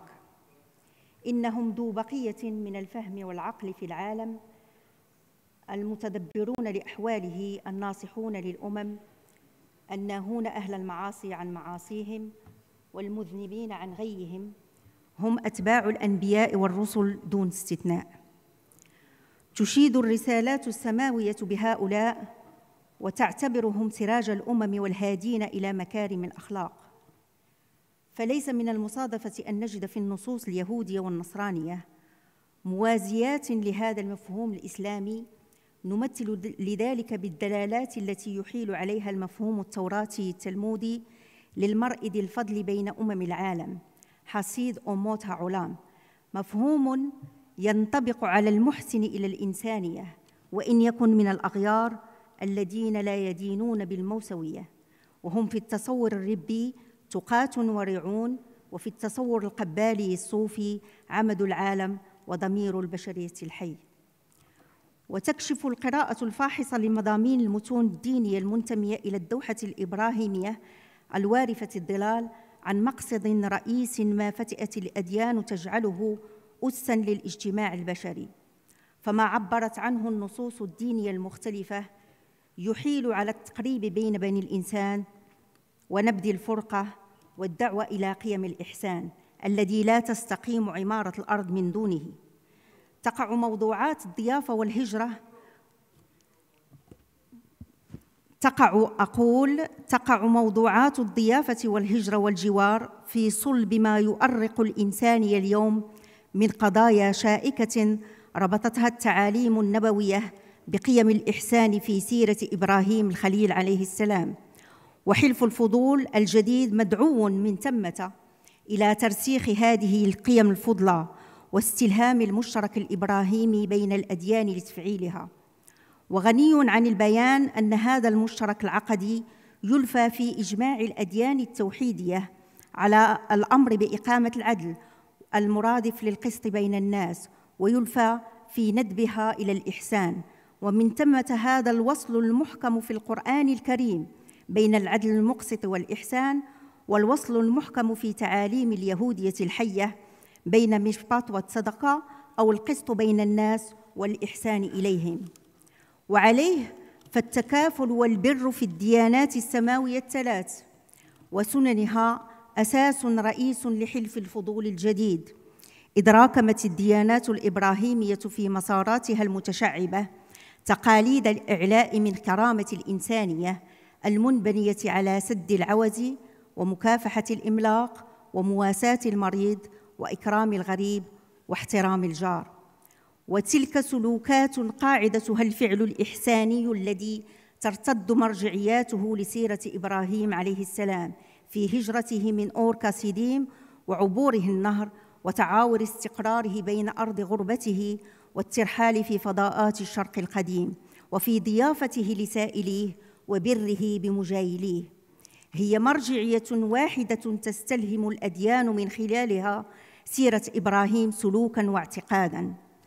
ونحن نستشرف أفق آمال بناء حلف فضول جديد يستلهم روح المبادئ التي نادى بها رجال دونها تجاوزوا خلافات الجاهلية، منادين بما دعا إليه إبراهيم عليه السلام نفسه قبل قرون عددا. نعتبر أن البناء على قاعدة الإحسان يقع في صلب هذا العمل النبيل، فالسير على هدي ما رسخته القيم الإبراهيمية بخصوص الضيافة والجوار ضامن للحد الأدنى لكبح العنف الاجتماعي. كما يفسر التقيد بتعاليم النصوص الدينية السمحة الناهية عن العدوان والسوء في معاملة الجار مظاهر التعايش التي أرخت بظلالها على غير لحظة من لحظات تاريخ البشرية. يمكننا التمثيل بمجتمعات الغرب الإسلامي وبالعصر الذهبي الأندلسي، ويمكننا التمثيل في اليهودية بالعصر الغاوني وبوضعية الطوائف اليهودية أو المسيحية وغيرها بالشرق في الحواضر العباسية.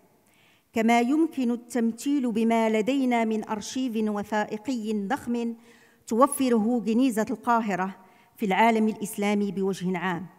ويبقى الاعتداد بنية الإصلاح والحذر من الدعوة إلى الباطل في صورة الحق درساً عميقاً يستفاد من تنويهه عليه السلام بحلف الفضول.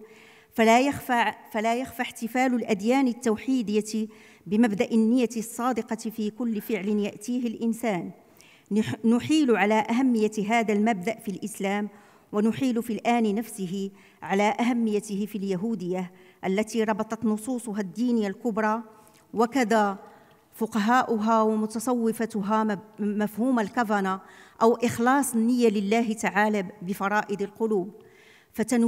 فتنويه الرسول عليه السلام بحلف الفضول وقد كان شاهداً عليه تنويه بنية من عقده على إتيان الخير والإحسان، بيد أن ذلك لم يمنعه عليه السلام من الأمر بتهديم مسجد ضرار وإن كان من أقامه من المحسوبين على الإسلام.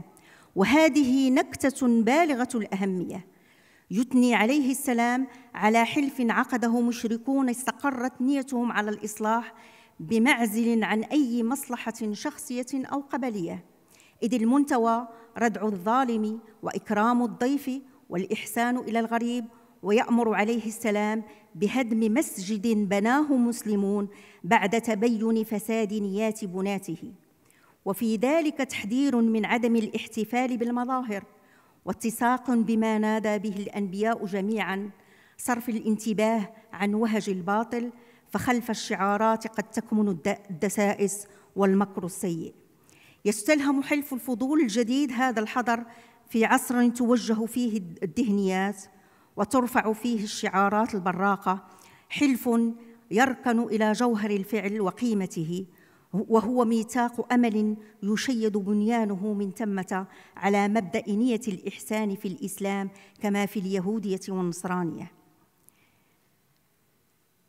تبسط النصوص الدينية السماوية صورة مفصلة عن احتفاء إبراهيم، دقيقة سيد الرئيس، عن احتفاء إبراهيم بالضيف، فهو لا ينتظر من يأتي إليه بل يسعى إلى العابرين، يركض بحسب التعبير التوراتي للقائهم، ويلح في دعوتهم إلى مضاربه، وينم إكرامه لهم عن وعي بوعثاء الترحال ومعاناة الغربة وقساوة الهجرة، وهي مكابدات عاشها إبراهيم عليه السلام وهو يجوب فضاءات الشرق القديم.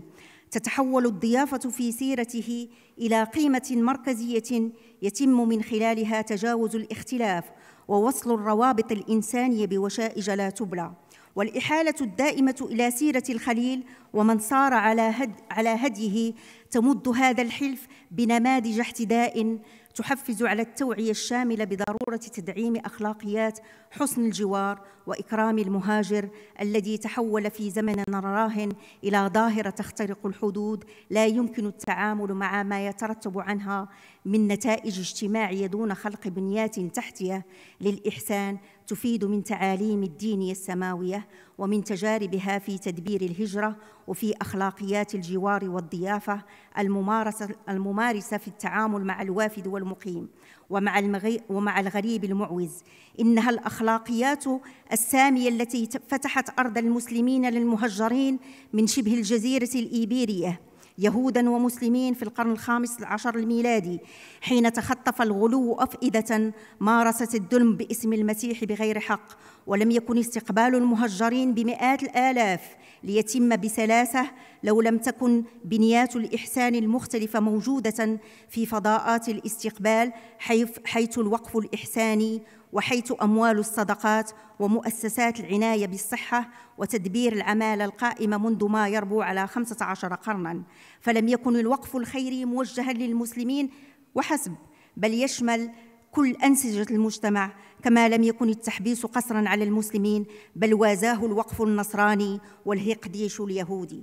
ويكفي الأجيال المعاصرة للتعرف على روح التساكن بين الأديان العودة إلى وثائق اليهودية والنصرانية على أرض الإسلام، إذ يكشف ما ينشر اليوم من وثائق في مقدمتها وثائق جنيزة القاهرة عن ترسيخ فعلي لقيم الإحسان على مستوى الوقف وبذل الصدقات في الوسط اليهودي على أرض الإسلام، وما وجه منه لخدمة البيع ويشيفات الدرس والتعليم، أو ما كان منها موجها لإطعام المعوزين بغض النظر عن معتقدهم، أو لرعاية الأرامل واليتامى وضيافة الغريب، وهي ممارسات ظل المسلمون يحصنونها بحماية الذمة.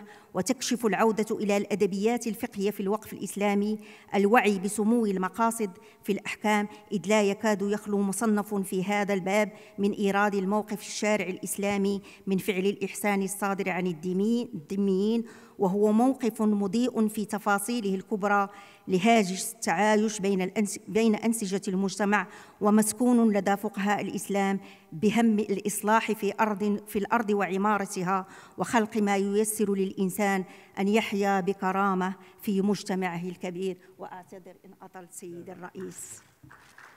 شكرا.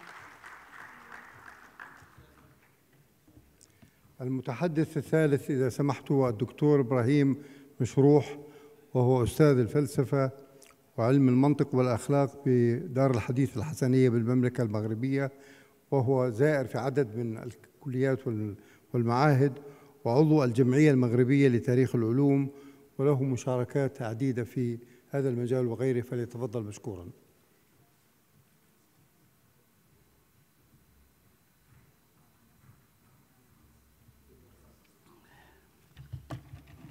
شكرا فضيلة الرئيس، وتحيتي لهذا البلد المضياف بمناسبة القول، والمناسبة شرط.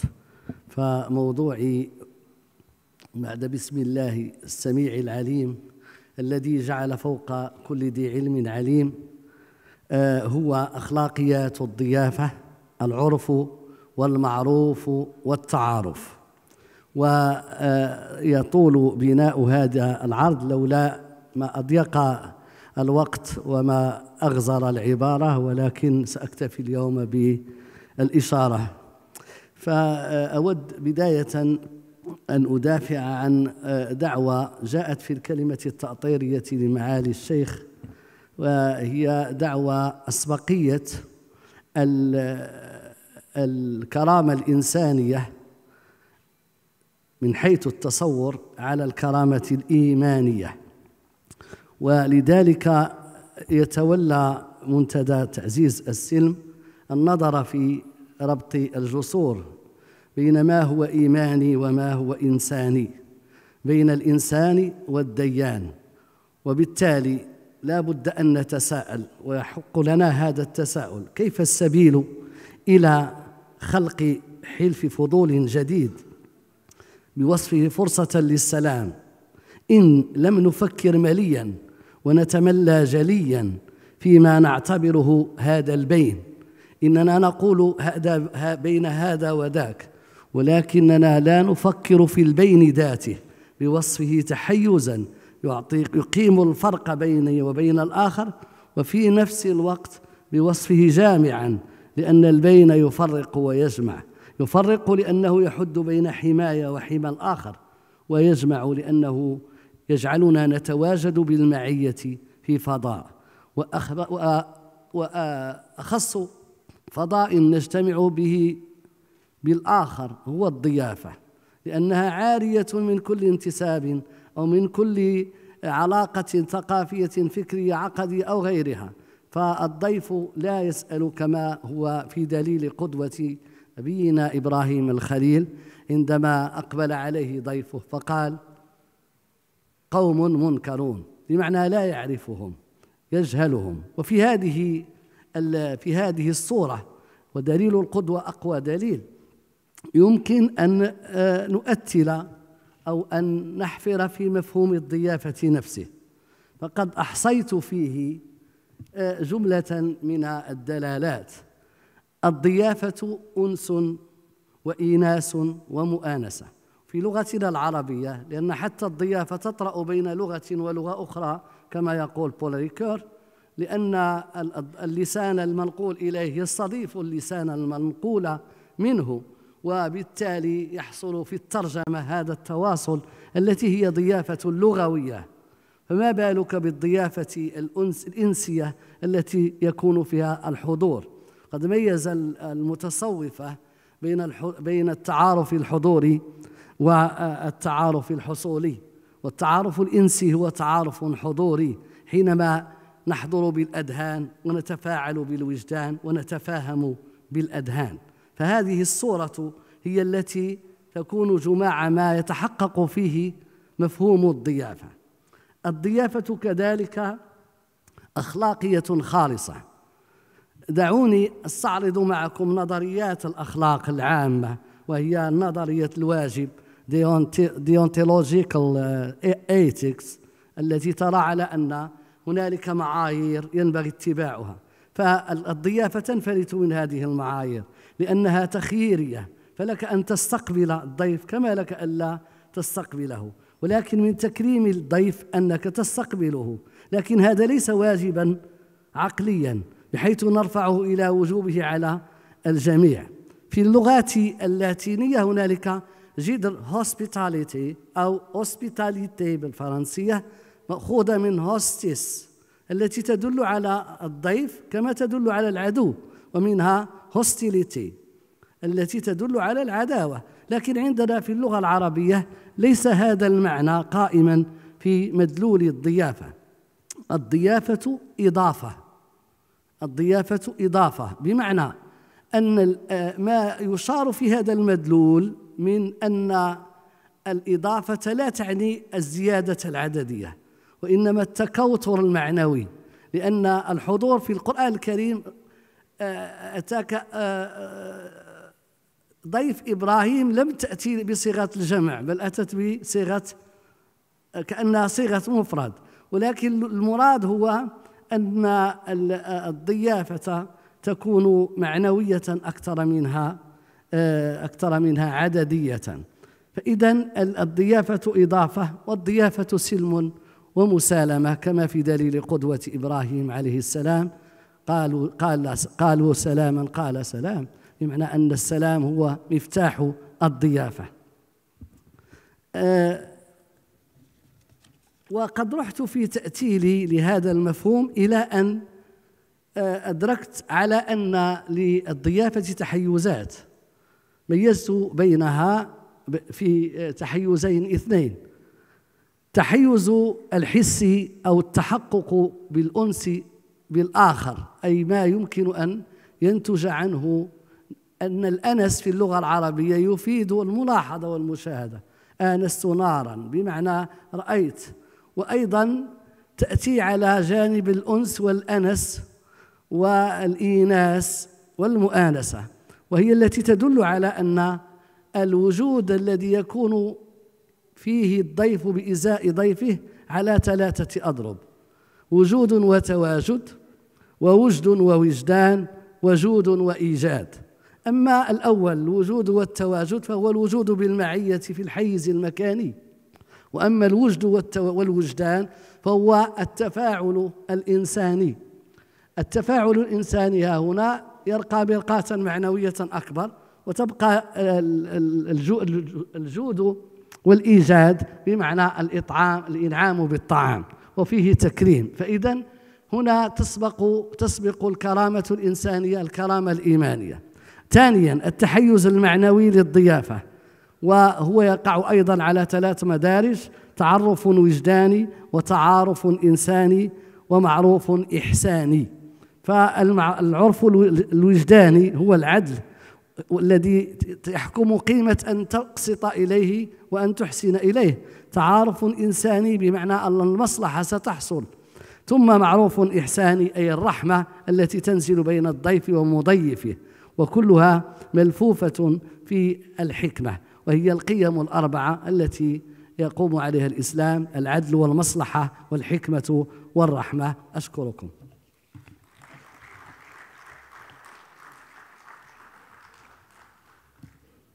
وأخيراً المتحدثة الرابعة الدكتورة أمينة حوتي، وهي كانت مديرة تنفيذية لمركز الحوار والعمل عملت على تأسيسه في جامعة كامبريدج، وهي الآن مديرة المركز التنفيذية لمركز الحوار والعمل، وجهودها واضحة في مجال الحوار بين المسلمين واليهود، وقد ألقت في ذلك محاضرات عديدة، وهي تعرض مجموعة من الأفكار والتطلعات في هذا المجال، فنرجو منها أن تتفضل مشكورة.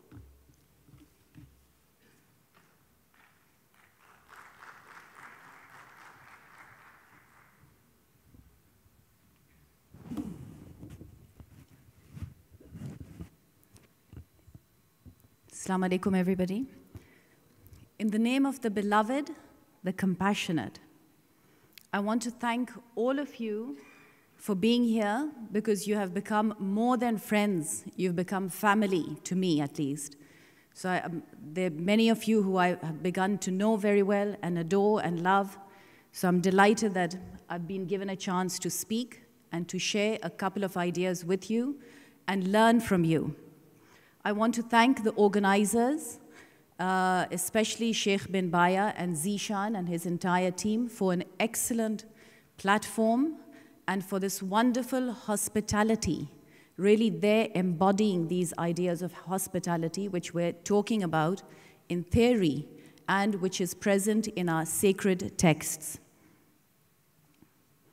So I want to tell you and just throw a couple of ideas at you and share some thoughts that I have, that in the story of migration, protection, and hospitality, we also have to look at the opposite. What is the opposite at the moment? Our world today is troubled with wars, with rape, with genocide, with ethnic cleansing. There's certain communities that have suffered terribly. Presently, for example, the Bosniaks, Imam Cheric will tell you the terrible stories, and Besa will tell you the terrible stories in Kosovo of how the women, the men, the children have suffered, and that is terrible. In Kashmir, in other parts of the world, the Rohingya are going through a terrible time, and it's very unfortunate, very sad that we cannot practically do anything for them.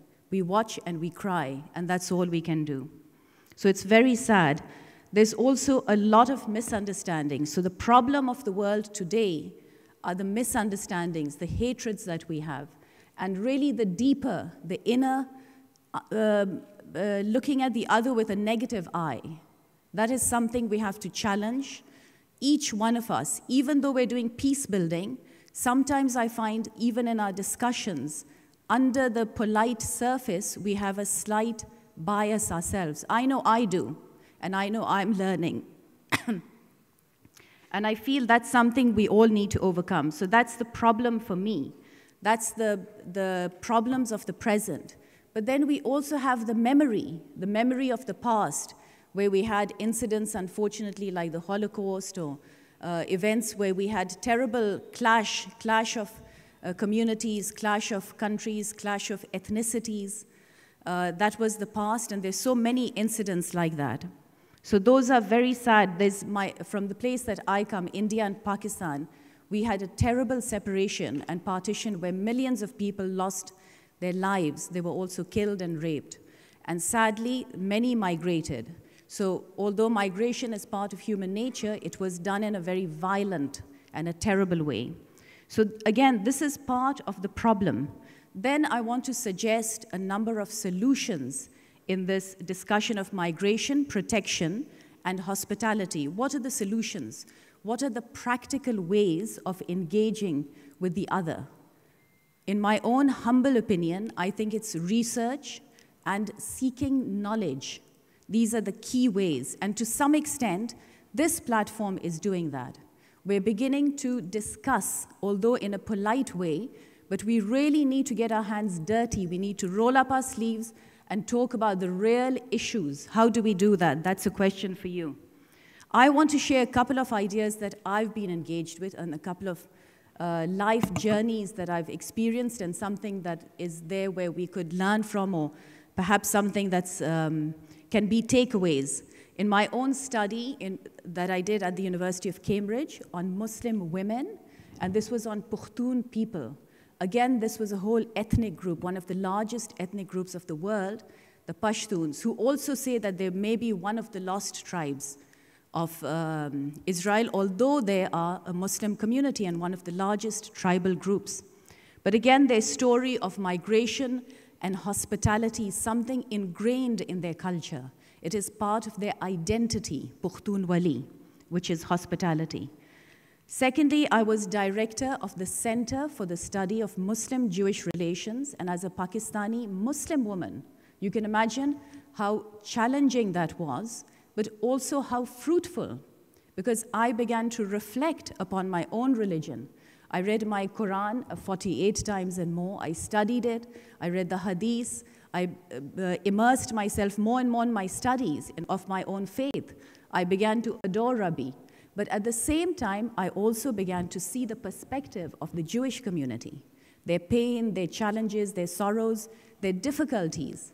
And I also learned that a Muslim cannot be anti-Semitic, because we too are the descendants of Ibrahim, the prophet. And therefore, because he was from the tribe Shem, both of them are Semites. And by definition, both cannot be anti-Semitic. And therefore, we cannot have this negative attitude towards each other. And it's mutual, it's on both sides. This is something we have to think about, at least for myself. I'm still grappling, I'm still a student, someone who's learning and thinking about ideas and not knowing it all. The third project I want to share with you is Journey into Europe. This took us across 9 European countries. We looked at the difficult times in Europe. We looked at Srebrenica, where there was mass genocide of young boys and young people and mass rape camps. It was horrible, horrible experience.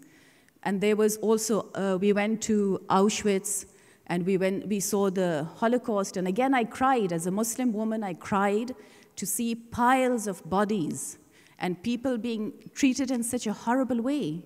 How could humanity do this? We said never again. And yet it happened again and again and again. And it continues to happen. So where are the great scholars? Where are you now when you're needed? And I don't mean to say this in a bad way, but what can we do about it? The question is that.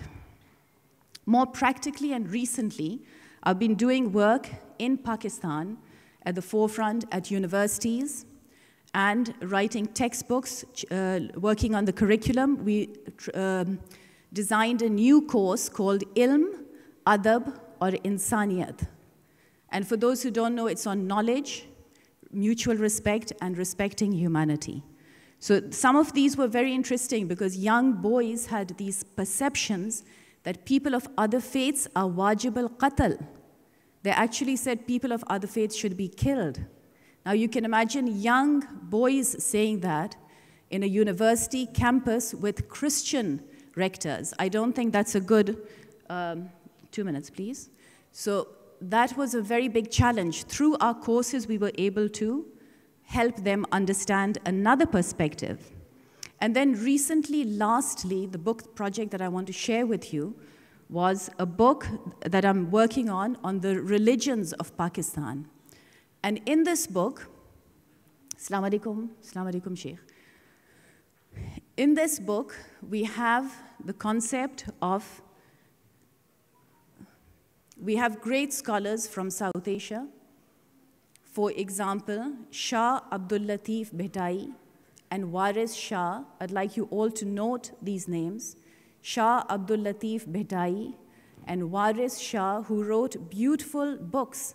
Some of these are love stories, but these are not just superficial. Indian movies have made love stories on these books, but actually this is the spiritual, the soul's journey to divine, to God. And through pain and suffering, we are purified, and through humility. So this is something I want to share with you, the journey of life. We are all on a journey of life, metaphorically. And these books are full of metaphor. The Quran is full of metaphor. And God talks in allegory and metaphor. So again, being literalist about religion is a dangerous thing. And often I hear my students being literalist about religion and its interpretation. And I teach the opposite. So in this journey of life, what are our core values of protection and hospitality? Again, these go back to the idea, the core values, the Abrahamic values, but also of other religions, Buddhism and Hinduism, the Parsi religion, and so many others talk about goodness to humanity and love for God. And this is the key takeaway. So concrete ideas, what are the concrete ideas we can take from this conference that is so beautifully organized by Brother Zishan there and Sheikh bin Baya? I want to thank him and his team and all of you for being wonderful friends and more than friends, being family to me. Thank you. God bless you.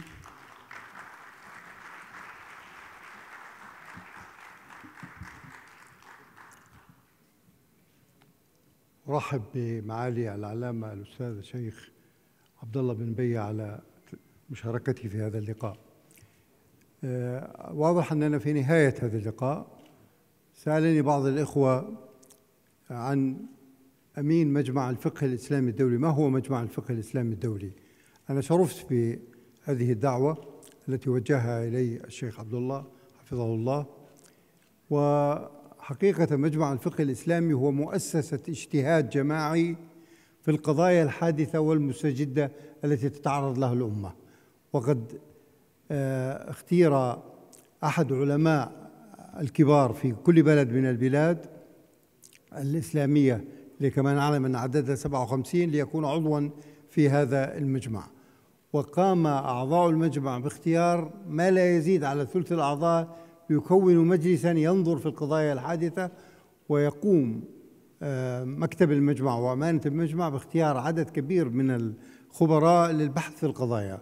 ولذلك أي أخ من الأخوة يشعر بأن هنالك قضية حادثة بحاجة إلى بيان بعد استعراض ما قام به المجمع في سنواته الطويلة 35 عاماً أو يزيد، عالج أكثر من 1100 قضية من القضايا بكتاب صدر عن المجمع قريباً أو سيصدر قريباً بعنوان دور مجمع الفقه الإسلامي في البناء العقدي والفك والعملي للأمة، حيث استعرض جميع القضايا التي بت فيها المجمع، وبعضها قضايا اقتصادية وقضايا اجتماعية وقضايا طبية وقضايا اقتصادية وهكذا، بما يشمل كل الواقع الاجتماعي والعمل للأمة في مختلف مرافقها. لمن أراد الاستزادة يمكن حقيقة أن يعود إلى موقع المجمع في شبكة الإنترنت، حيث له موقع يعرض فيه كل هذه القضايا وكل هذه الأمور. ومجلته الآن بعد دورته 23 اللي عقدت في المدينة المنورة على ساكنها أفضل الصلاة وأتم التسليم، وقد شارك فيها معاليه حفظه الله ورعاه. هذه الدورة سيبلغ بنشر ما يتعلق بها من بحوث ودراسات وتعليقات ونقاش بين العلماء ثم من قرار في عدد كبير من الموضوعات المتنوعة. وسيبلغ عدد مجلدات المجلة 76 مجلدا موجودة على المواقع، ويمكن الحصول على نسخ منها بتعريف واسع وبيان بين فيما يتعلق بهذا الموضوع. واضح أننا عالجنا موضوع الهجرة والحماية والجوار في هذا اللقاء المبارك.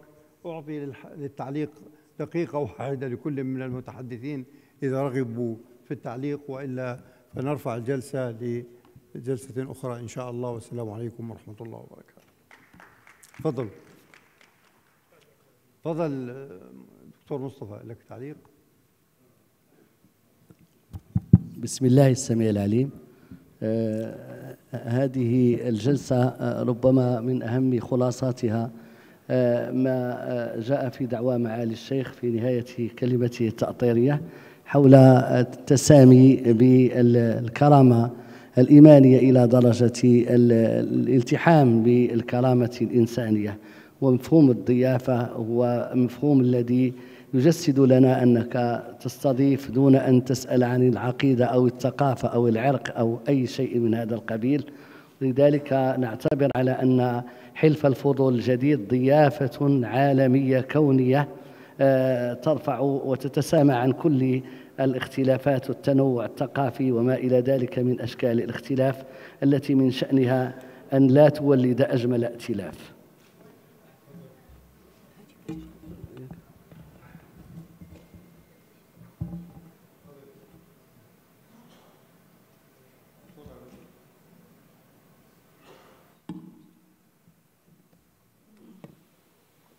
أعتقد أن يجب أن نسعى إلى اختراق البنية العميقة للمجتمعات المعاصرة بوضع مبادئ الإحسان في صلب البرامج التعليمية للناشئة، وهذا من الأشياء التي يمكن العمل عليها. ويمكن طبعاً لهذه البرامج التعليمية في الدول الإسلامية أن تفعل هذا البناء العام للإحسان وللضيافة وللجوار وكل هذه القيم التي تحدثنا عنها في هذه الجلسة المباركة.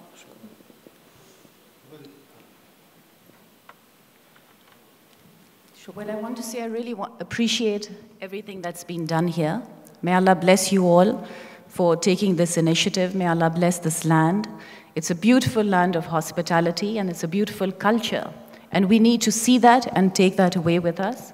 I'd like theory translated into practice and concrete ideas. What do we take with us concretely? I really liked the idea that Sheikh bin Baya talked about, the encyclopedia of peace.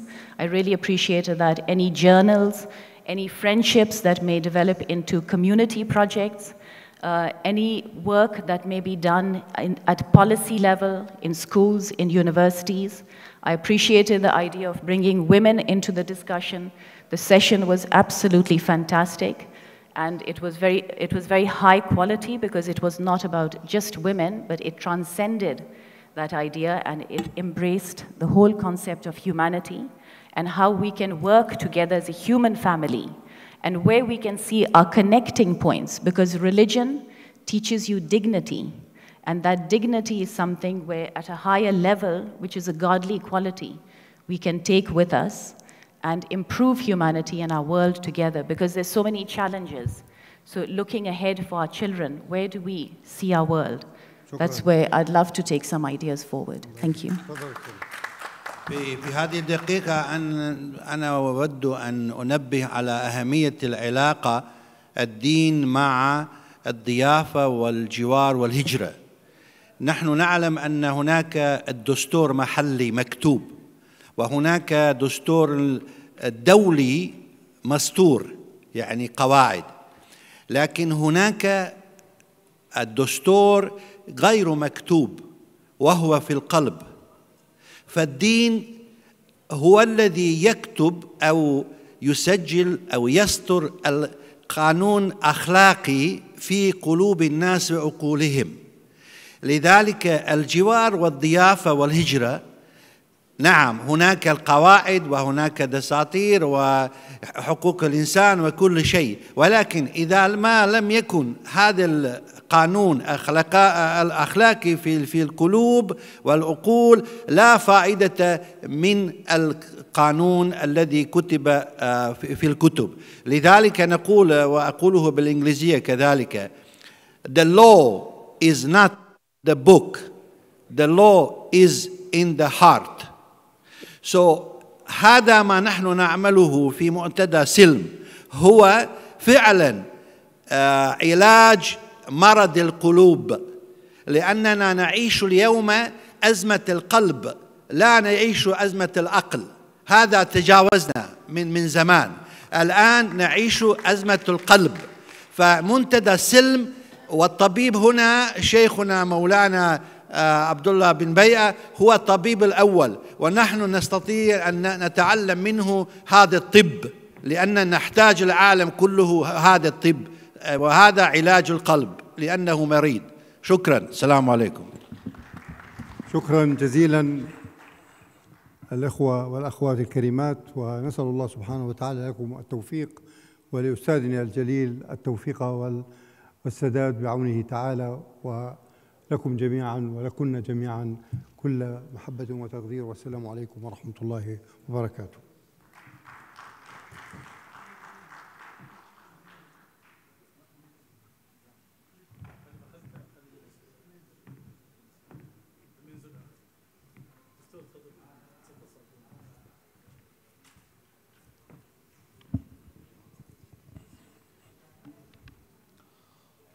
والآن يصعد على المنصة معالي الشيخ عبد الله بن بيه وسعادة الدكتور محمد مطر الكعبي لتكريم معالي الأستاذ الدكتور عبد السلام العبادي لجهوده في تعزيز السلم وإثراء مجمع الفقه الإسلامي.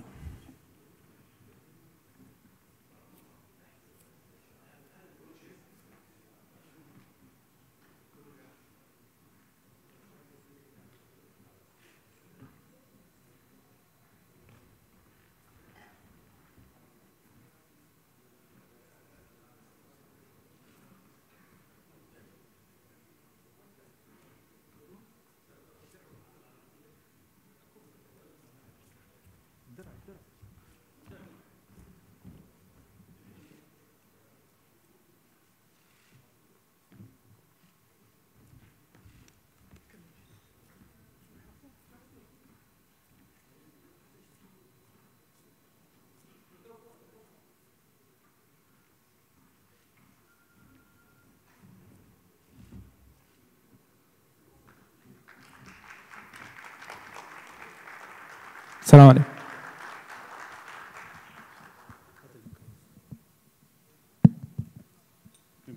الحمد لله رب العالمين. أنا كنت أريد أن أقول لمن لا يعرف فضيلة ومعالي الدكتور عبد السلام عبادي بأن هذا الرجل هو من كبار العلماء من مملكة الأردنية، وهو الوزير السابق، وهو أيضا من كبار المؤسسين لمجمع الفقه، وصحبه فترة طويلة وقدم الكثير من البحوث وخدم العلم خدمة كبيرة، فله الشكر وله التقدير منا.